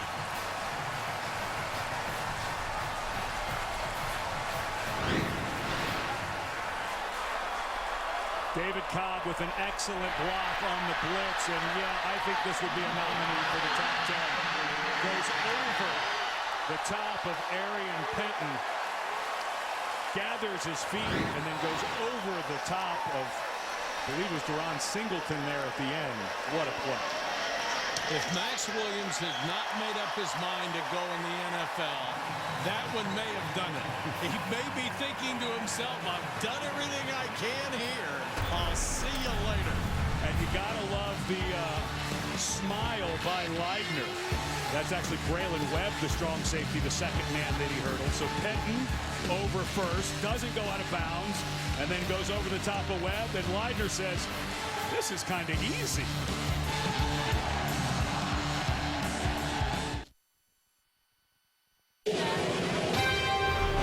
ESPN College Football, brought to you by Honda. Start something special. And Aflac. Ask about it at work. Missouri fans yesterday at Point Orlando for a pep rally featuring the team's band and spirit squads. A lot to cheer about today, but the roaring was for Minnesota on this last play. Max Williams with an exceptionally athletic play for a guy who's 6'4", 250. The All-American tight end, all-conference, all-academic All-American. First he has to beat the linebacker brothers, then he has to jump over the cornerback Penton, then he has to jump over the strong safety Webb. And to have the body control to not go out of bounds on either of those. He's got to be thinking, what else you got? Anybody else I need to hurdle? Well, we talked about moving him around, and that's Matt Limegrove, the offense coordinator in this offensive staff, using their best player really well. The dangerous Murphy on the return, taken down at the 25-yard line. We think that'll finish in the top 10 in Sports Center. One would hope so. Yeah. If not, I want to see the other 9. You're going to see what happens in the semifinals because the size of those games may take some weight. But Max Williams got my vote for number 1. A hurdle always makes the top 10 in college football. What about a double hurdle? I would dare to say we're not going to see anything more impressive, maybe more impactful on the national scene, but not more impressive. Hansbrough, the tailback. He'll get the call. And Damian Wilson, the middle linebacker, who'd been quiet recently, made that stop. I get a sense that we're talking about the old school offense for Minnesota. I get a sense it's going to go old school for Missouri here. I think we're going to see a lot of Hansbrough. Let's see if Murphy is healthy. It looked like he may have gone out a little banged up on the last drive. But I think we're going to see a lot of inside runs, some jet sweeps, and things like that. Well, their run game's certainly been better than their passing game. Matty Mock floating this one again. Did not have anybody open through it, and Derek Wells was the closest one to it. You know, you just keep throwing it up for grabs, and it's a problem. Good pressure by Cameron Botticelli, the senior, playing his last ball game. Matty Mock stepped into it a bit, but there's just nothing there. I mean, Sean Culkin is completely covered by Derek Wells at safety.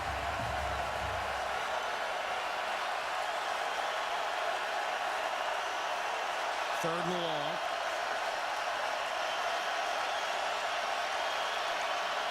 Four-man rush. Mock takes off really when he didn't have to, and that's been an issue for him. Devondre Campbell pushes him out of bounds. And they'll have to kick it away. Yeah, and the one thing, Mock, a little bit of a shorter quarterback at 5'11", 6 feet. Earlier in the year, not a great snap by the center. But there's just, he can step up. I mean, I know Cochran is free, but what you want your quarterback to do is step up. The pocket was starting to break down, but that speed at linebacker, Campbell and Wilson really can run from the middle of that defense. Marcus Jones is the deep man. Short end-over-end kick. Jones comes out and hit it on the short hop. Fumbled the ball. Taken by Missouri. A terrible decision by Jones because he couldn't get there and tried to short hop the ball. And a good heads-up play by Missouri. Now, the ball cannot be advanced by Missouri because it was not possessed. But just a terrific heads-up play that time by number 86, Brandon Lingen, in there as a tight end in coverage. As he saw the ball loose, he grabbed the returner so he couldn't go to get it, which allowed number 35, Roderick Williams, to go in. Tyler Hunt to go in and grab that. So another huge opportunity for Missouri. Hansbrough hit immediately by Antonio Johnson, the safety, as he got to the line of scrimmage. Boy, the kick game has been awfully kind to Gary Pinkel today. And he told us yesterday this is the one year he felt like the kicking game was not up to snuff, and they've been trying to get something going. And now, two fakes that worked, and now the good hustle play on a muffed punt to give him great field position. 2nd and 7 for the Tigers. Mock throws on the run out of bounds. Good coverage by Bobby Calhoun on Sasser. And Matty Mock took one heck of a shot. And there is a personal foul. And Mock looked to me like he got up very gingerly. Wow. You just got to pull up. That's Damian Wilson. I mean, it wasn't a tremendous hit, but obviously he got there late and can't do it. But Mock did look a little, he looks okay now, and I'm not saying he was concussed. That did not look like the type of hit that would have caused a concussion. But Mock did get up a little slowly, moving around. It's another huge play, though, because it's a first down. Murphy hit in the backfield. He may lose yards. He's hit first by Antonio Johnson, then Braylon Webb. This was before the punt, and as he is pushed out of bounds, he got up from that push and looked a little gimpy. So maybe it wasn't the hit by Wilson, but instead it was the hit before by Campbell going out of bounds. But he is not moving as he's just walking around. He looks like he is in some discomfort. I said Webb, it was Keith on that last tackle. Mock under pressure. Slips a tackle. Mock! Touchdown!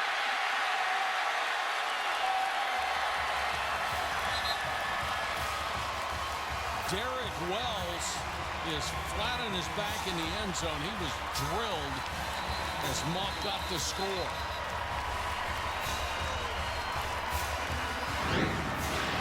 Well, Mock looks pretty good on this one.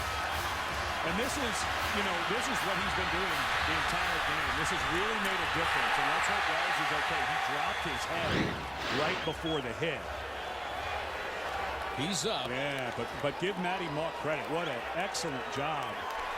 And here Missouri deciding to go for two. I always feel like you wait for this. I know you're behind because your 2 field goals is not the same as a touchdown and extra point. But I always feel like if you don't get it here, you're just going to be chasing that 2 points for the rest of the game. Ball is spotted at the 3.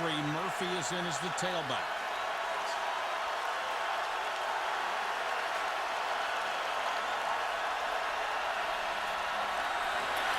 Mock throws, has it knocked down, intercepted. Bobby Calhoun. You got a chance to score on this play. And Bobby Calhoun takes it all the way out to the 32. It looked like the same play they had run down at the goal line earlier. Well, Mock was looking for Bud Sasser on a slant onto his left, and the ball was tipped. Let's return for 2 points. Started with the muff punt.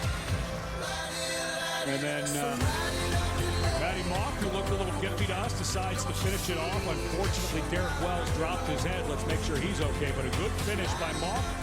And then the tipped pass by Buddy Calhoun, who almost made Missouri pay for their 2-point conversion choice.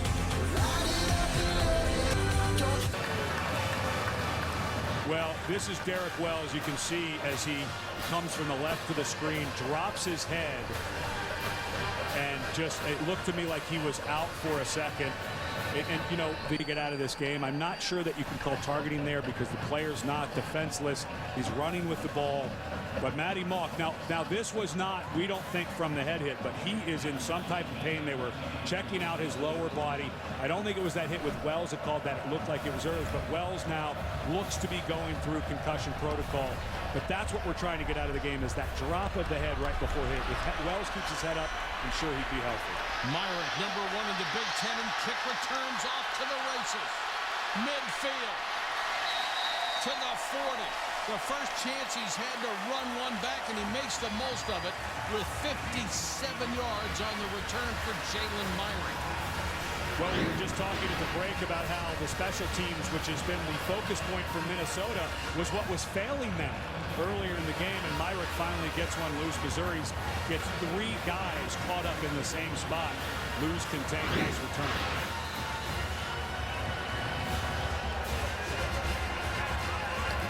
So the Gophers start in Missouri territory at the 43. Turned into more of a passing attack than a running attack for Minnesota, strangely, as they have been marking Cobb. Oh, what a catch by K.J. May. I think this shows you how Leidner has developed, because May only 13 catches the entire season. He's been a target in this one. He's good. And, you know, Leidner's one of those guys who doesn't always throw a great spiral. That ball came out a little slow, or came off center and started spinning. That's why it took just a little longer to get there than he wanted, but he threw it on time. He threw it accurately, and May able to make a nice catch. Simon trying to get there late, but not able to make the play. 3 catches, 75 yards. For May. Cobb inside the 20. Let's check in with Chris Cotter. Chris.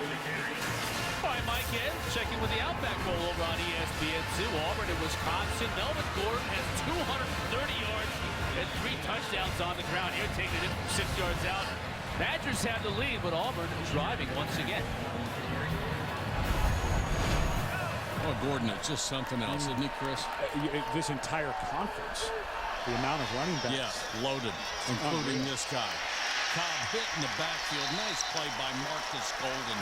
Number 33 wasn't going to go anywhere this time. And they have made sure that Cobb is not going to kill him right now. Well, you got to go back to it eventually. They're not going to become a spread them out, throw them offense just here in the ball game. Just a nice job by the defensive line. Golden swimming, coming to the inside. Right tackle. They do get upfield, yeah, don't they really do. Not a chance there.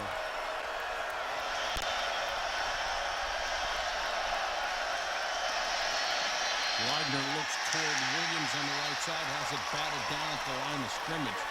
They had their tight end isolated on the right side with 3 wide receivers to the left. I really like Harold Brantley, just a sophomore. Had the fake punt earlier. Just an athletic guy. There was a play earlier in the game where he took off and chased down the quarterback down the field. This is a very athletic young man. Good. This defensive line for Missouri is becoming a place to come play. That broke a string of 13 straight completions for Leidner. And now Santoso, who struggled down the stretch, missed 4 of his last 7. Has a huge leg and just crushes that one. Distance is not an issue for Santoso, and Minnesota closes the gap.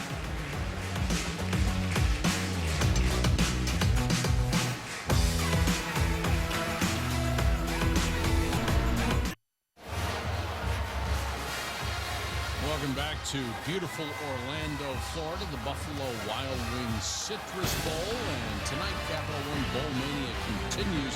Number 11, Kansas State. Number 14, UCLA in the Valero Alamo Bowl. 6:45, Washington battles Oklahoma State in the Ticket City Cactus Bowl. 10:30, make it 10:15 Eastern on ESPN.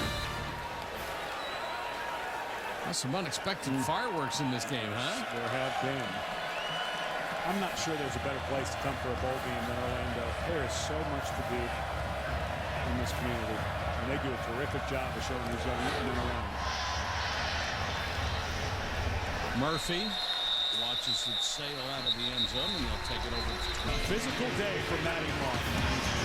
He's thrown around quite a bit there. Campbell knocks him out, and a late hit by Wilson. This is all on the same drive by him. And then Matty Mock takes off and finishes it off. Unfortunately, Derek Wells, I do not believe it looks like he's done for the day. He's down on the bike for Minnesota, going to see Wells again. Let's check in with Janine.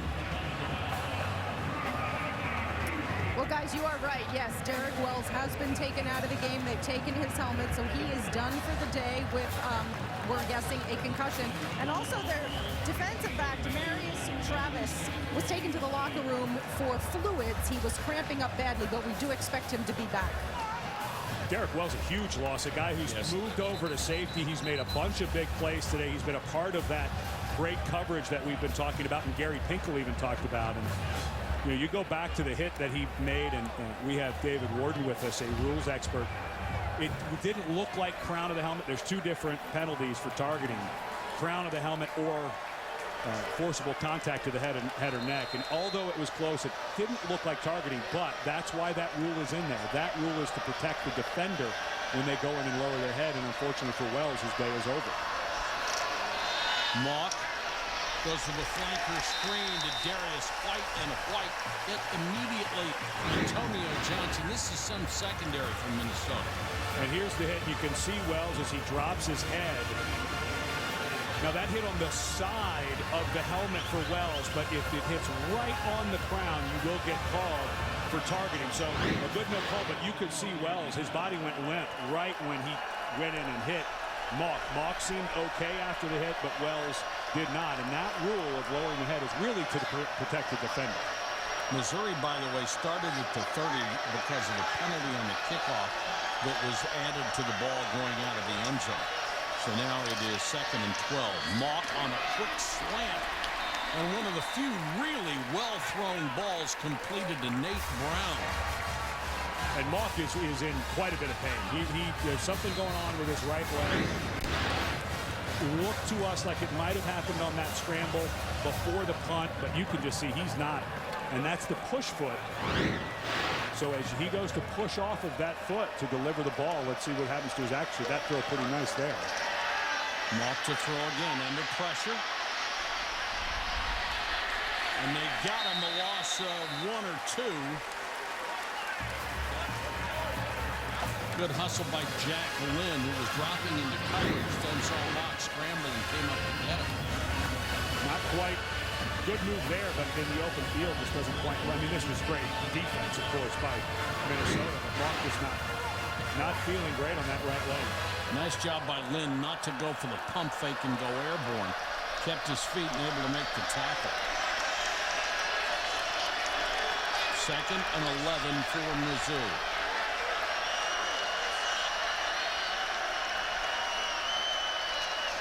This Witter on the delay. Big hole up the middle.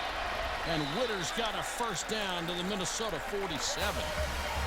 Cedric Thompson, the safety, made the stop.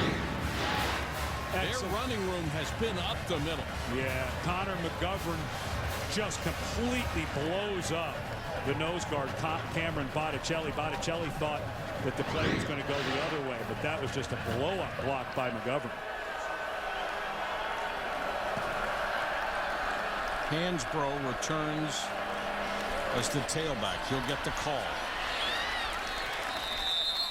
Grabbed and dragged down by Hank Ekpe. If I'm Josh Henson, the offensive coordinator for Missouri, the way my offensive line is starting to push a little bit, you can start to see the maroon shirts giving some. And with my quarterback hurt, I'm just not sure how much more I want to see Matty Mock having to throw it or run it. I think this might be the Hansbrough show. Second, call it 7.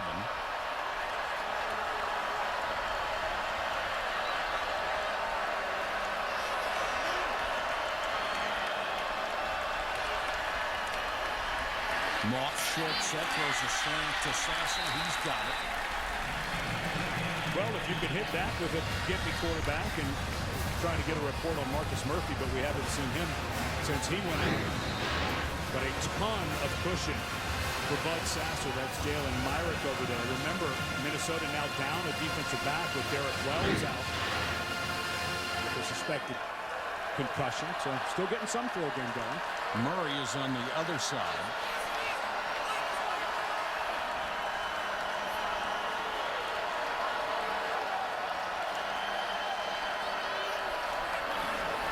Hansbrough, he'll try the left side. Picked up and deposited by Cedric Thompson in a perfect form tackle. You know, we were talking to Tracy Claeys yesterday, the defensive coordinator for Minnesota. And because of the level of athlete and how many games these young men have to play now in the college season, he said, we can't really do much live tackling anymore in practice. No teams can. And so a lot of that just comes from game reps and all the drills you do, but this is a really well-coached, good tackling team. Good news from Missouri. Murphy, number 6, back in the ball game. Mock under pressure. Almost lost the ball, goes down at the 45. Theron Cochran got him, and that's a play. He's got to throw that ball away. He had to feel, and give Cochran credit, though. He has wonderful closing speed. As the pocket starts to break down, Cochran never gives up. Good inside move, gets between the guard and the center on the right side. And, yeah, Mock's just got to flip that ball out of bounds. And a near fumble. Mock very lucky not to have lost that ball. Loss of 11 took him out of field goal range. It'll be 3rd and 20. Flag down. There's 12 guys on the field Illegal still. substitution. Defense. 12 men in the formation. 5-yard penalty. It's 3rd down. There's still 12 men on the field. Still 12 men on the field. And now there's 11 men on the field. Missouri, Minnesota. There was obviously a bit of confusion. Grayson Levine, a safety, had gone in, and I think that's because Wells out. There's now some confusion in the 2nd and 3rd strings on who goes in. So now 3rd and 15.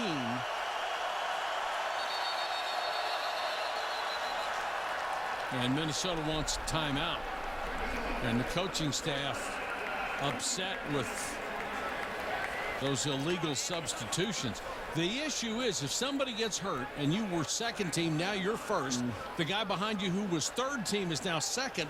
And if there's somebody behind him, he goes from 4th to 3rd. And sometimes they just don't know who's supposed to be. And that was the confusion on the play before. No doubt about it. Grayson Levine thought he was to be in the game. And when they threw the flags, I did my quick count, and it was 12. They didn't just break the huddle with 12. They stayed on the field with 12. So, and Wells, of course, out of the game after a big hit at the goal line with Matty Mock, where he had dropped his head and looked to us like he was temporarily knocked out. But unfortunately for Minnesota, you had 3rd and 20. Now you've given them 3rd and 15. So not a terrible penalty, but still. Missouri had been rolling. You got a little bit of a momentum backing them up with a sack by Cochran, and then you give some back. Virtually the first thing out of Jerry Kill's mouth is, every week, we can't make mistakes. Mock facing 3rd and 15. Getting a call from the sideline. Murphy is his running back. Pressure coming. Mock throws as he was falling down and threw it right into the chest of a defender. He's lucky that ball wasn't picked. And they're going to say he was down, so it's a sack. And Mock's also hurt. Watch as Mock scrambles out of here. He does an excellent job stepping up. Both tackles were beat off the edge. But as he goes to throw it, I think his knee was down. He is down. Yeah, I think that they may review this. Or excuse me, they called him down. The referee was on the spot and called him down, pardon me. But as Mock was going down, that right foot landed rather awkwardly, and he came up grabbing at his shin. Now, we had shown earlier that he was gimpy on that right leg. Not sure if it's the same injury being aggravated, but what a wonderful call by the referee on the spot to get that he was actually down when he threw it. 3 sacks in the last 6 plays. Fair catch made at the 10, so Minnesota will start from there after a punt of 35 in what has become a 2-point ball game. College football playoffs kick off later today. Back-to-back semifinal games. Number 2 Oregon, number 3 Florida State at 5 Eastern in the Rose Bowl, presented by Northwestern Mutual. Then at 8:30, number 1 Alabama takes on number 4 Ohio State in the All-State Sugar Bowl, all on ESPN. How about the statement that TCU made tonight? You want to leave us out of the playoffs? Watch this. But it won't matter next year. It'll all be reset. I think TCU maybe comes in number 1 in the country next season, but it won't matter at the end of the year what statements they made at the end of this year, unfortunately. I don't think. They would point out to you that before the last game they were number 3. Yeah, but you know, won big. Here's what I give the College Football Playoff Committee credit for. They said we're going to look at their body of work up to that day. And at the end of the season, Ohio State, with their 3rd-string quarterback, went in and really beat up a good Wisconsin team. Minnesota can tell you how good Wisconsin is. So I had no problem. I think the 4 teams that should have gotten in got in. I think it worked this year. Yeah, I would, in the final analysis, I would have to agree with you. Edwards on the pass from Leidner. Berkeley Edwards, who had caught 2 passes all year, goes out to the sideline, makes a grab, turns it into a 21-yard gain. Edwards, a young man from the state of Michigan, was a big-time receiver at Michigan. His dad played at Michigan, was not recruited there. We had the Michigan game earlier in the year, so he was excited for that. And he was a track champion in high school. Usually those guys don't get to go too far from home. Play action fake to Cobb. Leidner with all day. Throws deep, has a man overthrow him. Had Isaac Crichty running free in the secondary, missed him by 2 steps. Love to have that. Yeah, you sure would. As you start working as a quarterback on long throws, a lot of times it's about almost, you don't want to try to underthrow it, but an overthrow is always incomplete. A throw in the money or an underthrow, at least you guys got a chance to make a play or get a PI. But good route by Frichty. 2nd and 10. Leidner on the keep, fumble, then fumble back, still loose. Initially picked up by Brantley.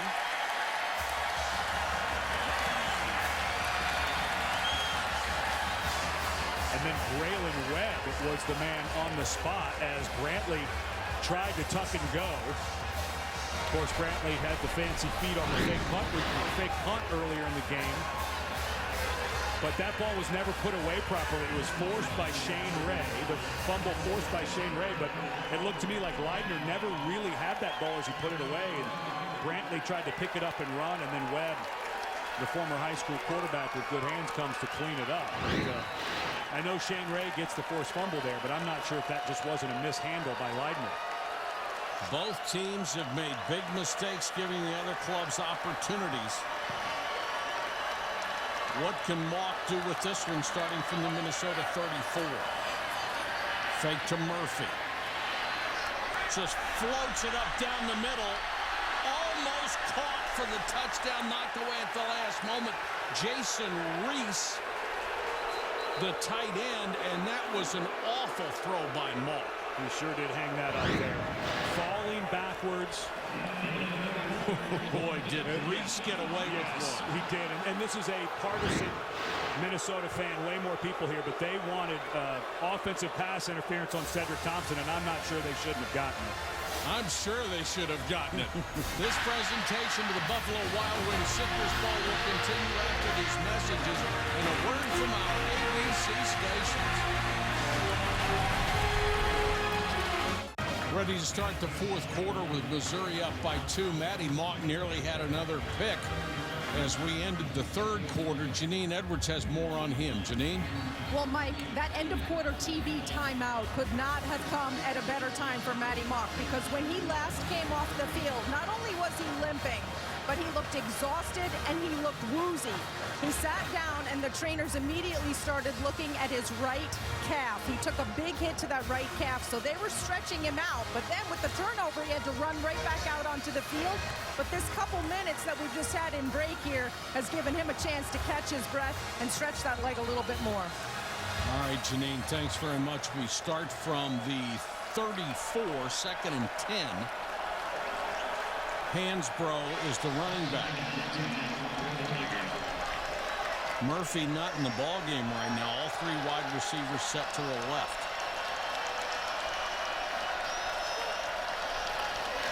Hansbrough, nothing. He'll lose a couple.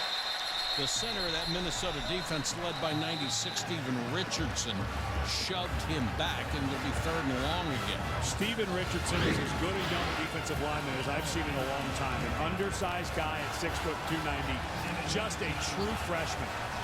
He is so quick with such good pad level. That's a future NFL center, Evan Bain, that's going over there. This young man, a really good player for Minnesota. 3rd and 12, Murphy back in.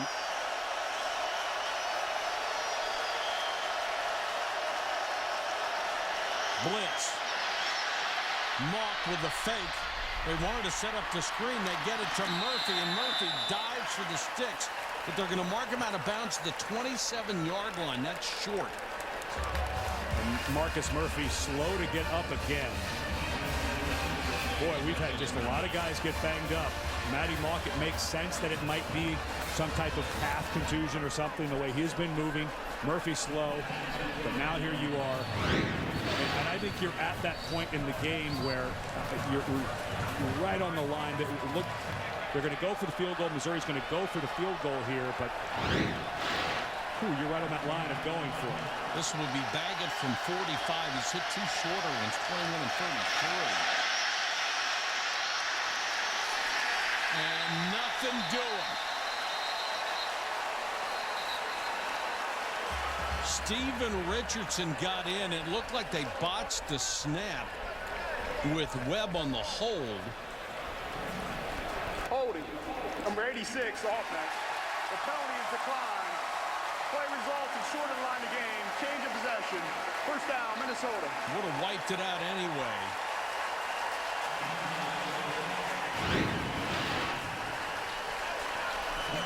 No, this was it's a planned fake. It's a planned fake. And Webb just was slow to the hole.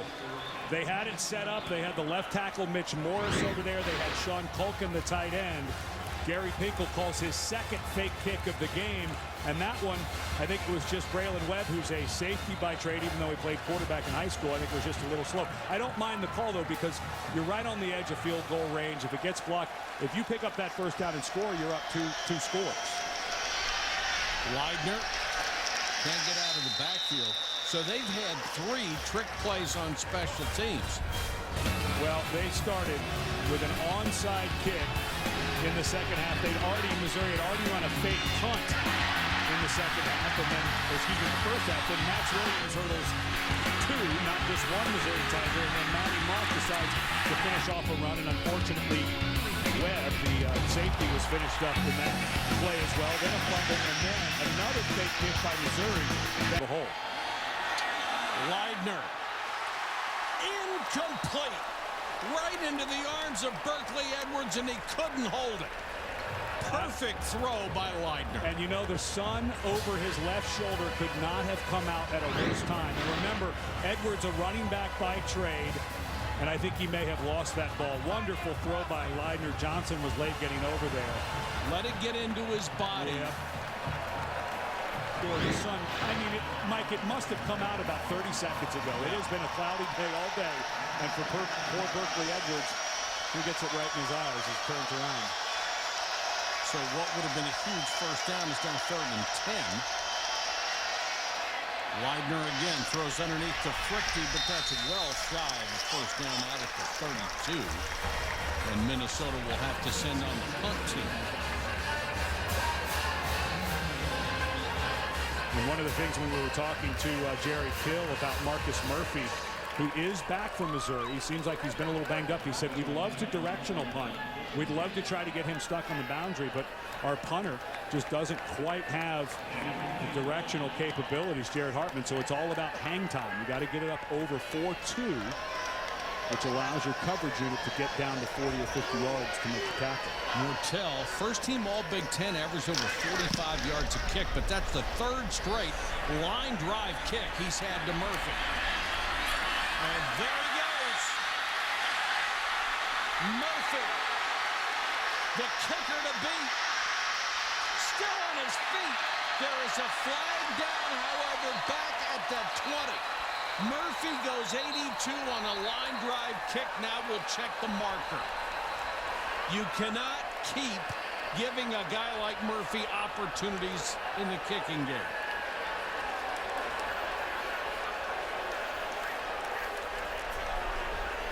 Three flags down. You have one at the far 20 and 2 just around midfield. But that kick was flat and under 4 seconds. So that is the definition of out kicking your coverage. And There were 2 fouls during the return. Holding, number 36, receiving team. That penalty is declined. Illegal block in the back, number 9, receiving team. 10-yard penalty from the start of foul. First down, timeout. And that saves the Gophers, and it saves Mortel, who has gotten off 3 straight awful line drive kicks. First, Braylon Webb gets called, but not sure how in the world that's a holding call. And then that is clearly a takedown by Tyler Hunt.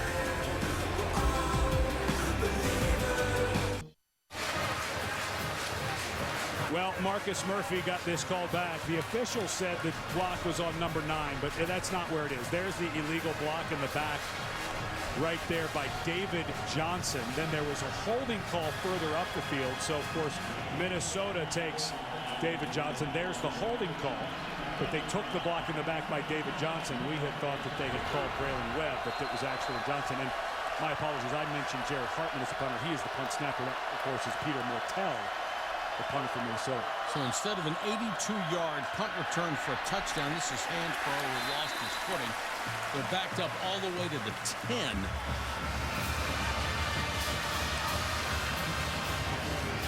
And here was Jerry Kill going over to Mortel saying, remember that hang time stuff we talked about? We're going to need that the rest of the game. And that's tough. You know? I mean, you take the 3 line drive kicks he hit, they may add up to 4.5 seconds between them. No harm, no foul, though, right? Block in the back, bring it right back. Yes, sir. Play with fire long enough, you're going to get burned. 2nd and long. Minnesota crowd trying to get in it. Mock to the sideline to Sasser. He has it up at the 17. 6 catches for Sasser. And they're still trying to stretch out Matty Mock. Janine reported that they are working on his calf. And he has looked gimpy for much of this second half. And a big part of their offense in the first half was when Mock was able to take off running. So a little limited in that regard now. 3rd and 2. Hansbrough. Nice cut by him, just enough for a first down.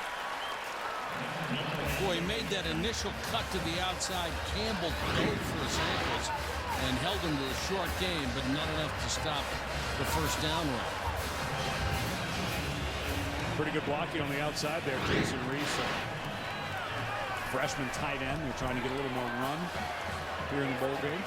Good vision by Hansbrough, too. If he takes that where it was designed, he doesn't get any.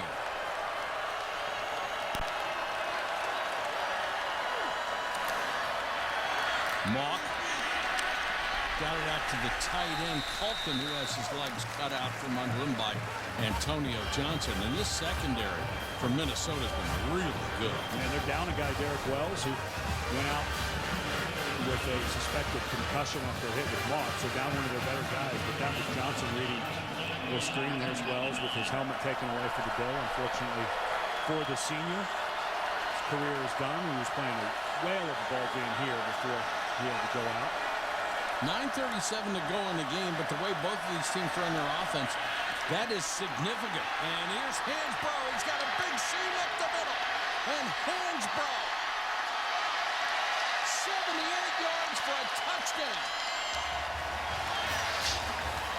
A gaping hole, and he took advantage of it.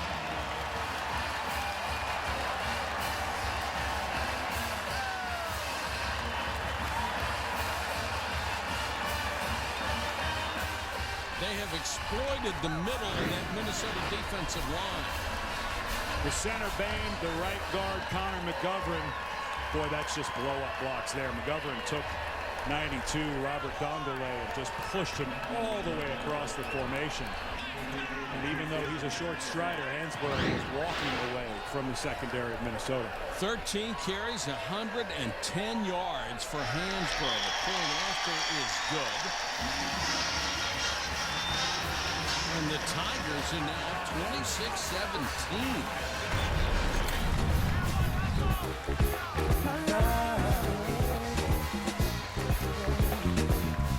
I just want to say thank you for this day.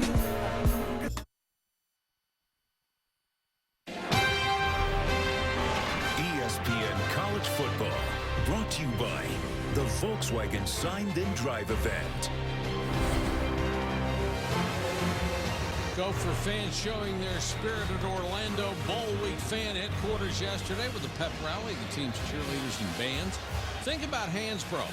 He doesn't get a chance to run that 78-yard run except for the play before where he gained 3 to get the first down on such a great cut. Yeah. And just the linebackers for Minnesota running through Jonathan Celestine, just running through it. Just a wonderful block. This offensive line, and I was studying Evan Bain, and the middle of this offensive line. You really like him, don't you? Man, they can really dominate. But Connor McGovern has played terrifically well. And it has just completely flipped in the rush yards. And it really started happening in the second quarter. You can see a little more commitment by Josh Henson, the offensive coordinator from Missouri, to the run. So now big issues for Minnesota. They're down 2 scores. But Matty Mock is just not doing well. He's got a calf injury. While we were watching him over on the sideline, he got sick just a few moments ago. So this has been a real test. He's been banged around. He's been hanging in there. He's got some type of calf injury. Let's check in with Janine. You have more? Yeah, guys, he has looked very, very hot, exhausted. He has been putting ice towels around his neck between series, and it is heat exhaustion right now that's getting to Matty Mock. Well, I would hope that they have gone through some type of concussion protocol because of the hit to the head with Derek Wells. He didn't look like he was concussed on that play. He didn't have that moment where it looked like he blacked out. However, that could be some of the concussion symptoms, so I hope that they've cleared him of that. To the studio, and Chris Cotter. The Sports Center right now brought to you by Great Clips. We go to the Outback Bowl. Daniel Carlson's 45-yard attempt in overtime hits the upright. This after Wisconsin had kicked the field goal. So Barry Alvarez and the Badgers get the W, guys. All right, thank you very much, Chris. Alvarez filling in as the head coach today gets the win. Halfback pass back to Leidner. Barely made it complete, and Leidner is out of bounds, and almost a Harold Brantley highlight show.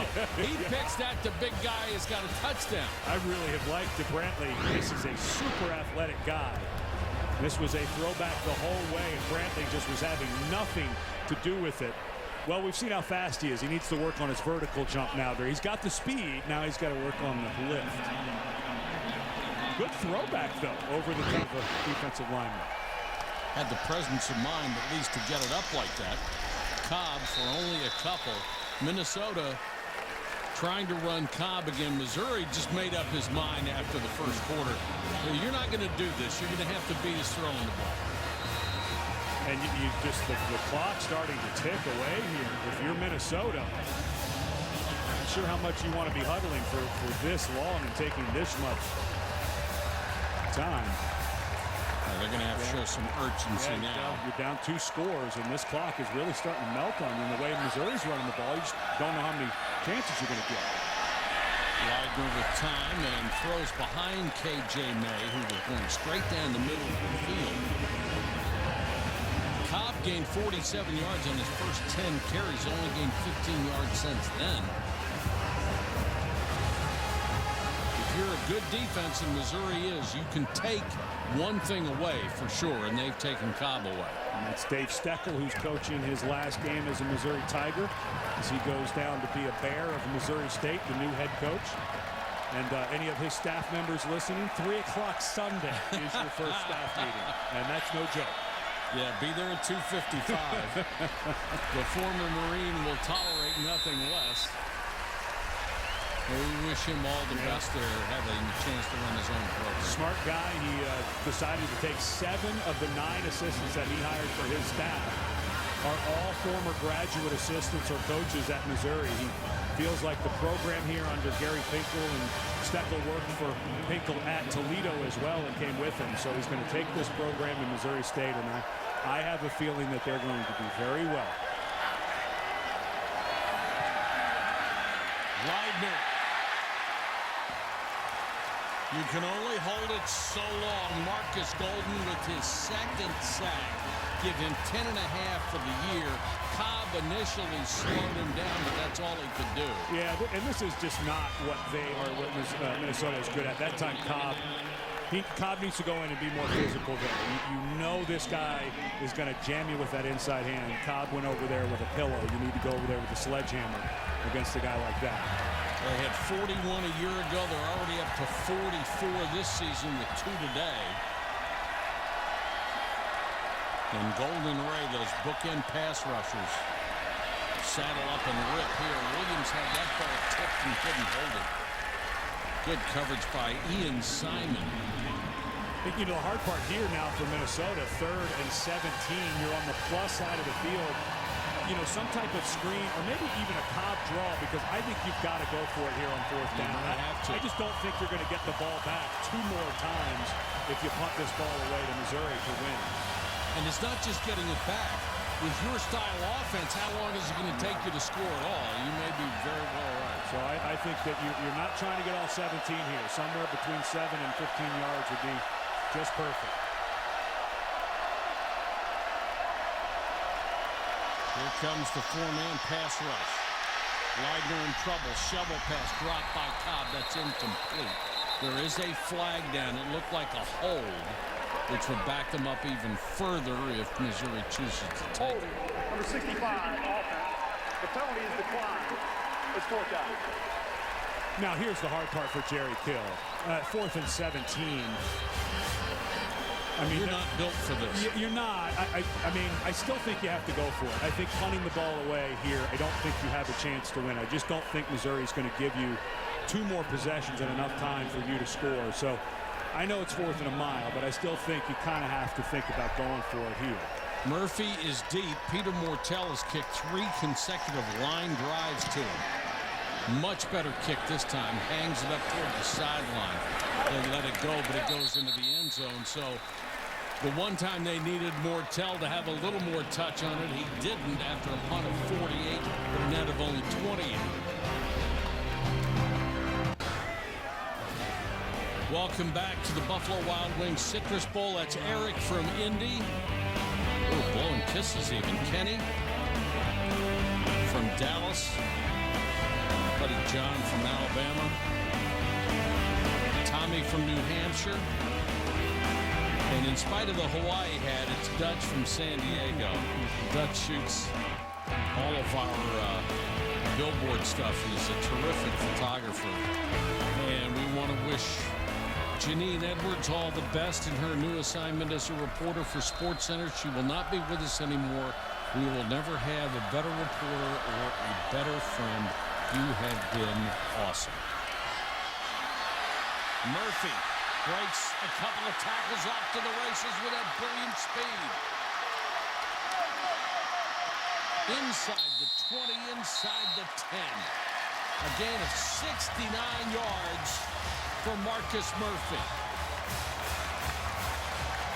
Cedric Thompson with this tackle. And this is a defense for Minnesota that has been so good at times this year, but they just feel like they're running out of steam here a little bit. And give credit to Missouri. This is an offense that has not been brilliant this year. As great as Missouri has been offensively, they really had a hard time kind of finding an identity this year with all of the receivers that they've lost over the last couple of years. Of course, Jimmy Hunt is out in this game, but they have been able to manufacture a really nice run game in this bowl game. Hansbrough, who has more than 110 yards in this game. Murphy up at 157 because each one has broken big runs. And a lot of people think you spread the ball to throw it. The truth is you spread the ball so you can run it in the middle. You tried, if you can get a power run game with a spread, you can start to get big numbers in there. We saw earlier when the linebacker took one false step, Hansbrough took it the distance. Well, it's because the safeties to the two receiver sides and they can't get back over there. So the middle is really where you're going when you're spreading people out. Hansbrough again breaks a tackle, gets down inside the 7-yard line. You know, when we were talking to Jerry Kill about how he builds programs, Jerry made mention of the fact that he actually went with his staff at Southern Illinois and visited Missouri. Gary Pinkley was good enough to he and his staff when he was at Southern Illinois to come in and see how Missouri did it. And so part of what Jerry Kill has brought from in his program building comes from Missouri, one of the best programs in the country. Just so consistent, developing, well, NFL talent, but obviously talent good enough to play in the SEC. Mock floats this for Sasser. Touchdown. Nice throw by Matty Mock. Sasser got separation. He laid it right in there. Not so sure we won't see this reviewed. Sasser had to catch that ball twice. Hit him in the hands and then popped up. Let's just make sure he's got control of it. Watch the little second catch. Doesn't quite have it there. Then he puts it away. Ooh, I don't know. I'm not so sure he had control of that. Let's bring in David Warden. The first chance we've had to bring him in at all today. Our rules analyst for today. David, did you see anything on that replay? Nothing jumped out, and also all the scores are confirmed. So the replay official confirmed that before we ever went to the shot. Let's go back and take, if we don't mind, we'll just go back and take one more look. David, I'd like to ask you, it looks to me like maybe the ball for the first time it hits him in the hands. See there? Yeah, but the movement necessarily doesn't mean incompletion. Right, but watch his right foot. Maybe it's moving as he... Potential, I see what you're seeing there, but the movement in of itself does not make it an incomplete pass. The key is, does he control it? And it may move under his control. That's the question, We've got a timeout as Missouri salting this one away. 33-17, back after this. Missouri has upped the ante to 33-17. We've looked at this a variety of times from a variety of angles. It appears to be a touchdown. Well, we were talking to David Warden, who's a longtime official in the Big 12 up here with us. And the key is, does Sasser have control of the ball? And it does look like the ball moves there, but it looks like it may be Sasser who's moving the ball. Correct. So the question is, does he have control when his right foot touches the end line? We looked at it 15 different times, and none of us could say he didn't have control. So even if they had reviewed it, they would not have overturned it because there wouldn't have been video evidence. With a squib kick taken by Minnesota up at the 44. And the one thing they're trying not to do is kick it deep, so Myrick's got a shot at it. That is the second straight short kick they've tried. I wouldn't kick it to Myrick either. No. But I certainly wouldn't have kicked it to Murphy. Yeah, well, the way they did. They got away with it. Unless he had one return. ball was, they were going for a speed kick, but that ball hit one of the Minnesota players. Very lucky that that ball didn't carry him forward towards Missouri. Now Leidner has a huge problem, drops it off for Cobb.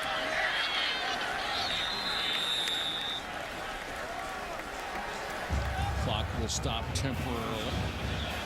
Boy, Cobb took a big hit. Yes, he did. As he was going down, looked like a clean hit by Missouri, but going down, took a hit to the back of the head. We asked the Minnesota coaches, how much does a game like this mean as far as recruiting?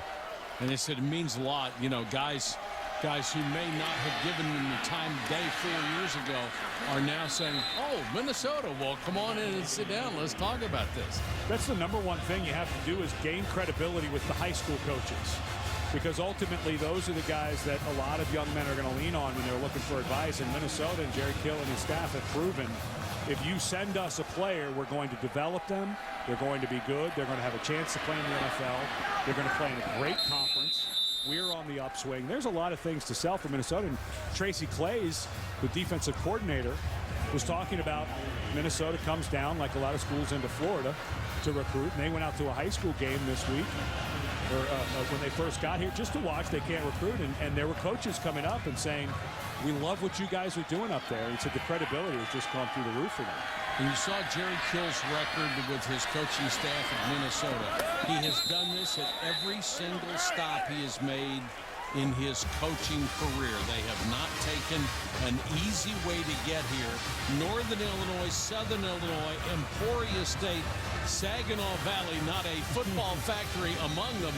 And he has been a turnaround specialist, taken over programs that nobody else wanted, built them into winners, and moved on to the next stop. And you just gotta root for all these guys. They've done a sensational job. You know, it's like we did Wake Forest this year, and Dave Clawson, who came from Bowling Green. When you fight and scratch your way up like these guys did, you get to a place like Minnesota, it's so much fun. Oh, it's so much fun. They built a beautiful stadium. They have great resources. They're obviously in a conference that's flush with cash, so they're in a good spot. And it's a tough division they're in with Wisconsin and Iowa, but what a wonderful job. 94-98, then Emporia State after Saginaw Valley, Southern Illinois, the Salukis, then the Huskies of Northern Illinois. And then here at Minnesota, 3 years, whenever he's been. He said, came to Minnesota, he thought it might take about 7 because there was nothing there when they started.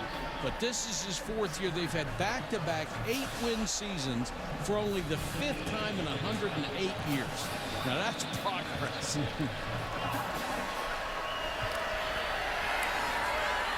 Leidner gives it to Williams.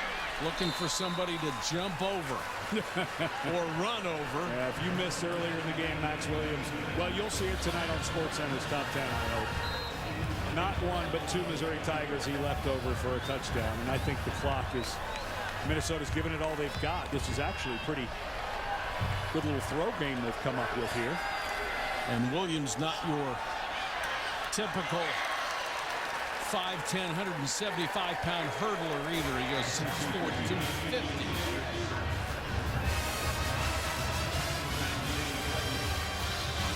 And the other side, the job that Gary Pinkel has done. We talked about the rebuilding, what Gary Pinkel first did at Toledo, which then springboarded him, obviously, to this job. And it's a team that played for a couple of Big 12 championships, got to the SEC. Nobody gave them a chance, and all they've done in their first 3 years was win the SEC East, the last 2 of them. I remember one guy wrote when they said they were going to join the SEC, this is going to be a disaster. Some disaster. They've won the East 2 out of 3 years. And Gary Pinkel is one of those few coaches. He holds the all-time win record at 2 different schools. Not only here at Missouri, but he was the all-time wins leader at Toledo. And we spent a lot of time yesterday. I mentioned early in the broadcast that Gary was the offensive coordinator when I was at the University of Washington through my junior year. Then he took the job at Toledo. And a lot of guys who played and coached for Don James, as I did at Washington. Gary Pinkel played for Don James and coached for him. And Nick Saban played for Don James at Penn State. Just a guy who really understands how to build a program. And Gary has taken that, I think, to another level. Williams diving in the back of the end zone, can't come up with it. Penton, good coverage, and Leidner underthrew that one a little bit. It'll be 4th and goal. 185-pound defensive back and a 250-pound tight end. That ball's got a little more elevation, a little more oomph on it. It gives him a shot. And Minnesota going to take a timeout and try to come up with the perfect play here. Obviously, if you don't score here, you know the game is over. Even if you do score, it's likely over, but got to get one here. Fans, you can tune into ESPN3 for the post-game trophy ceremony presented by Capital One immediately following the game. And Ed, you mentioned Don James, the coaching tree.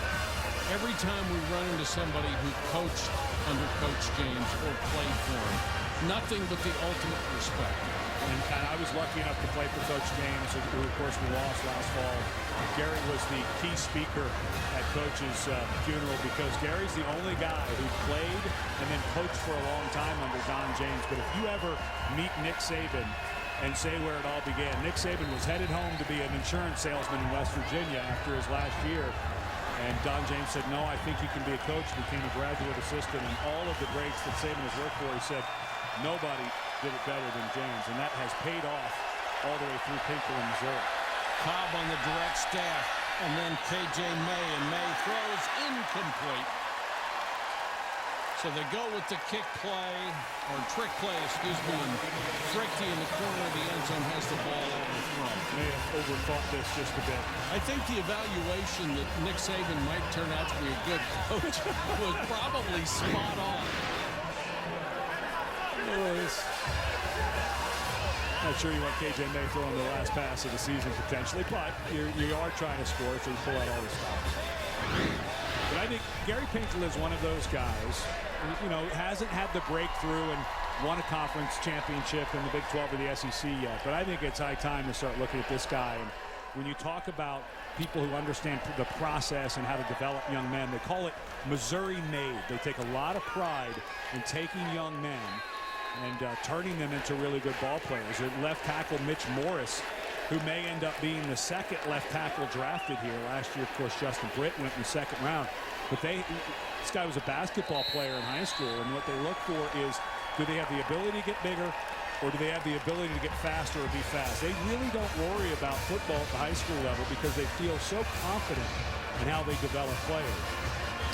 And they'll take a guy that other schools will pass on if there's a 20 or a 30-pound weight difference and make up for it. Yeah. And I give Gary Pinkel a lot of credit. In this game, it looked like the way Minnesota was playing that Missouri may start saying, you know what, maybe we want to get home. He calls a fake punt. He calls an onside kick. I give him a lot of credit for giving a little bit of a jab to his team and saying, come on, let's go out and try to win this. And really nice victory for them, the 11th win. And it's the first time in the history of this program that they have had back-to-back 11 or more win seasons after winning 12 last year. Now for today's Capital One player of the game, Marcus Murphy, 157 yards on 12 carries. Had 34 return yards, 16 receiving yards, and that's what he does. He was one of 5 finalists for the Paul Hornung Award, was the most versatile player in the country, and he showed you his stuff today. And Dave Steckel, the defensive coordinator, and Gary Pinkel, the head coach, just got the Gatorade bunch. Dave Steckel, a longtime assistant of Gary Pinkel, moving on to be the head coach at Missouri State. And you can see the love and respect his players have for him. Best of luck to Dave. And then you can't forget the head man. You got to get him with the cold stuff. What a terrific season. A little rough patch there. Tough loss to Georgia shutout, but what an unbelievable run for Missouri to finish up with 11 wins again. I think he was chuckling when Dave Steckel was getting the bat, too, when they hit him with the other bucket full.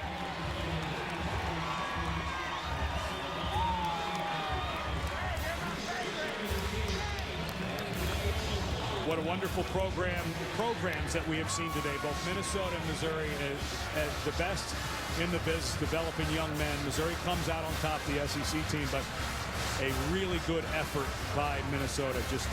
And I'll tell you, Matty Mock, it was his legs that opened it up. And you can see he's still walking gingerly. He has a right calf injury. He's been sick all time. We've seen him throw up on the sidelines. And it was his running and gutty play that turned it around in the offense for Missouri. Let's go to Janine.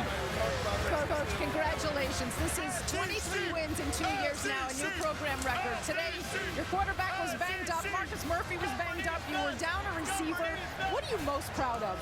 I mean, just battle. That's what we've been all year. And then the fourth quarter, we're a very, very competitive group in the fourth quarter.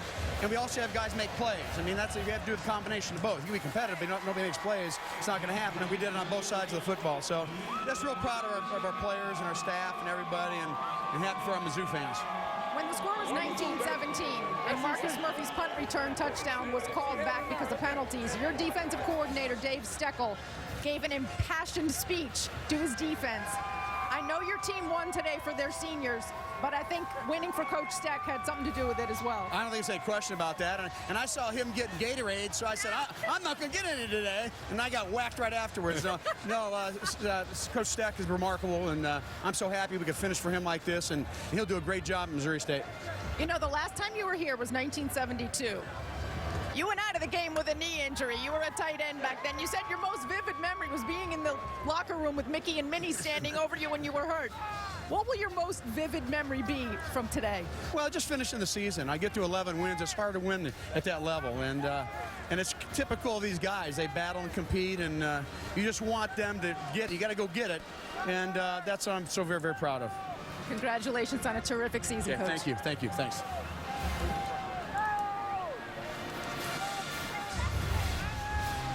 Janine, thanks very much. We'll be back with more from Orlando right after this.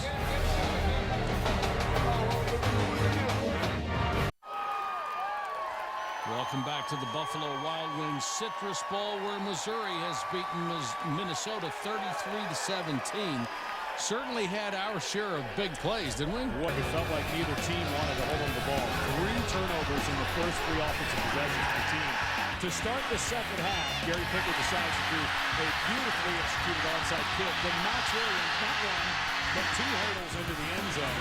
And we had a ball game. Matty Mock takes off on a run after a punt that was muffed by Minnesota. Gets in on the score, and it really was Mock's running that changed it. But then Mitch Leidner with the fumble. And then another fake kick. There was a fake punt early in the game by Missouri that was successful. This one was not successful. Then the throwback pass from Cobb to Leidner. Brantley almost makes the catch. Brantley was the guy who carried punt. So a bunch of guys hurt. Matty Mock was banged up. Marcus Murphy was banged up. Missouri still able to pull it off. All right, let's get down to the field and Janine Edwards. Guys, I'm here with quarterback Matty Mock. He's talking to his radio guys right now, going through the game in his mind. Congratulations. Thank you. Matty, the game didn't start out exactly as you guys had planned. What were the thoughts going through your mind as you guys went into halftime? I know you had to make some adjustments. Oh, yeah, obviously what you said, we had to make adjustments, but the main thing, we knew what we had to do to go out there and win the game. I mean, we were beating ourselves. It was little things, whether it was a run I should have broken and got the first down. It's just little things like that, right? It's the protection up front, the back getting out, whatever it is. But that's the thing. We corrected it at halftime and came out and did what we had to do. You personally, though, you had to dig down deep because not only did we see you limping, you got sick on the sideline. I know the heat was getting to you, the ice towels around your neck. Was there any point where you thought to yourself, gosh, I've got to really gut this out and get through this game? Yeah, there was. I mean, I was hurting, but... That's a genuine answer right there. Yeah, but I was excited, you know. It's the first time I've been completely healthy since Kentucky, and I just wanted to come out here and leave everything out on the field. And I mean, obviously the 2 interceptions early, that hurts, but, you know, we came out and fought back and did what we had to do. You got the job done, and congratulations on a great performance, Matty. Thank you very much. Thank you. Don't forget, log on to ESPN3 for the post-game trophy ceremony presented by Capital One in a few minutes. Fred Cunningham and Janine Edwards. This is Mike Patrick saying so long from Orlando. Now we'll send you to Chris Cotter in the studio.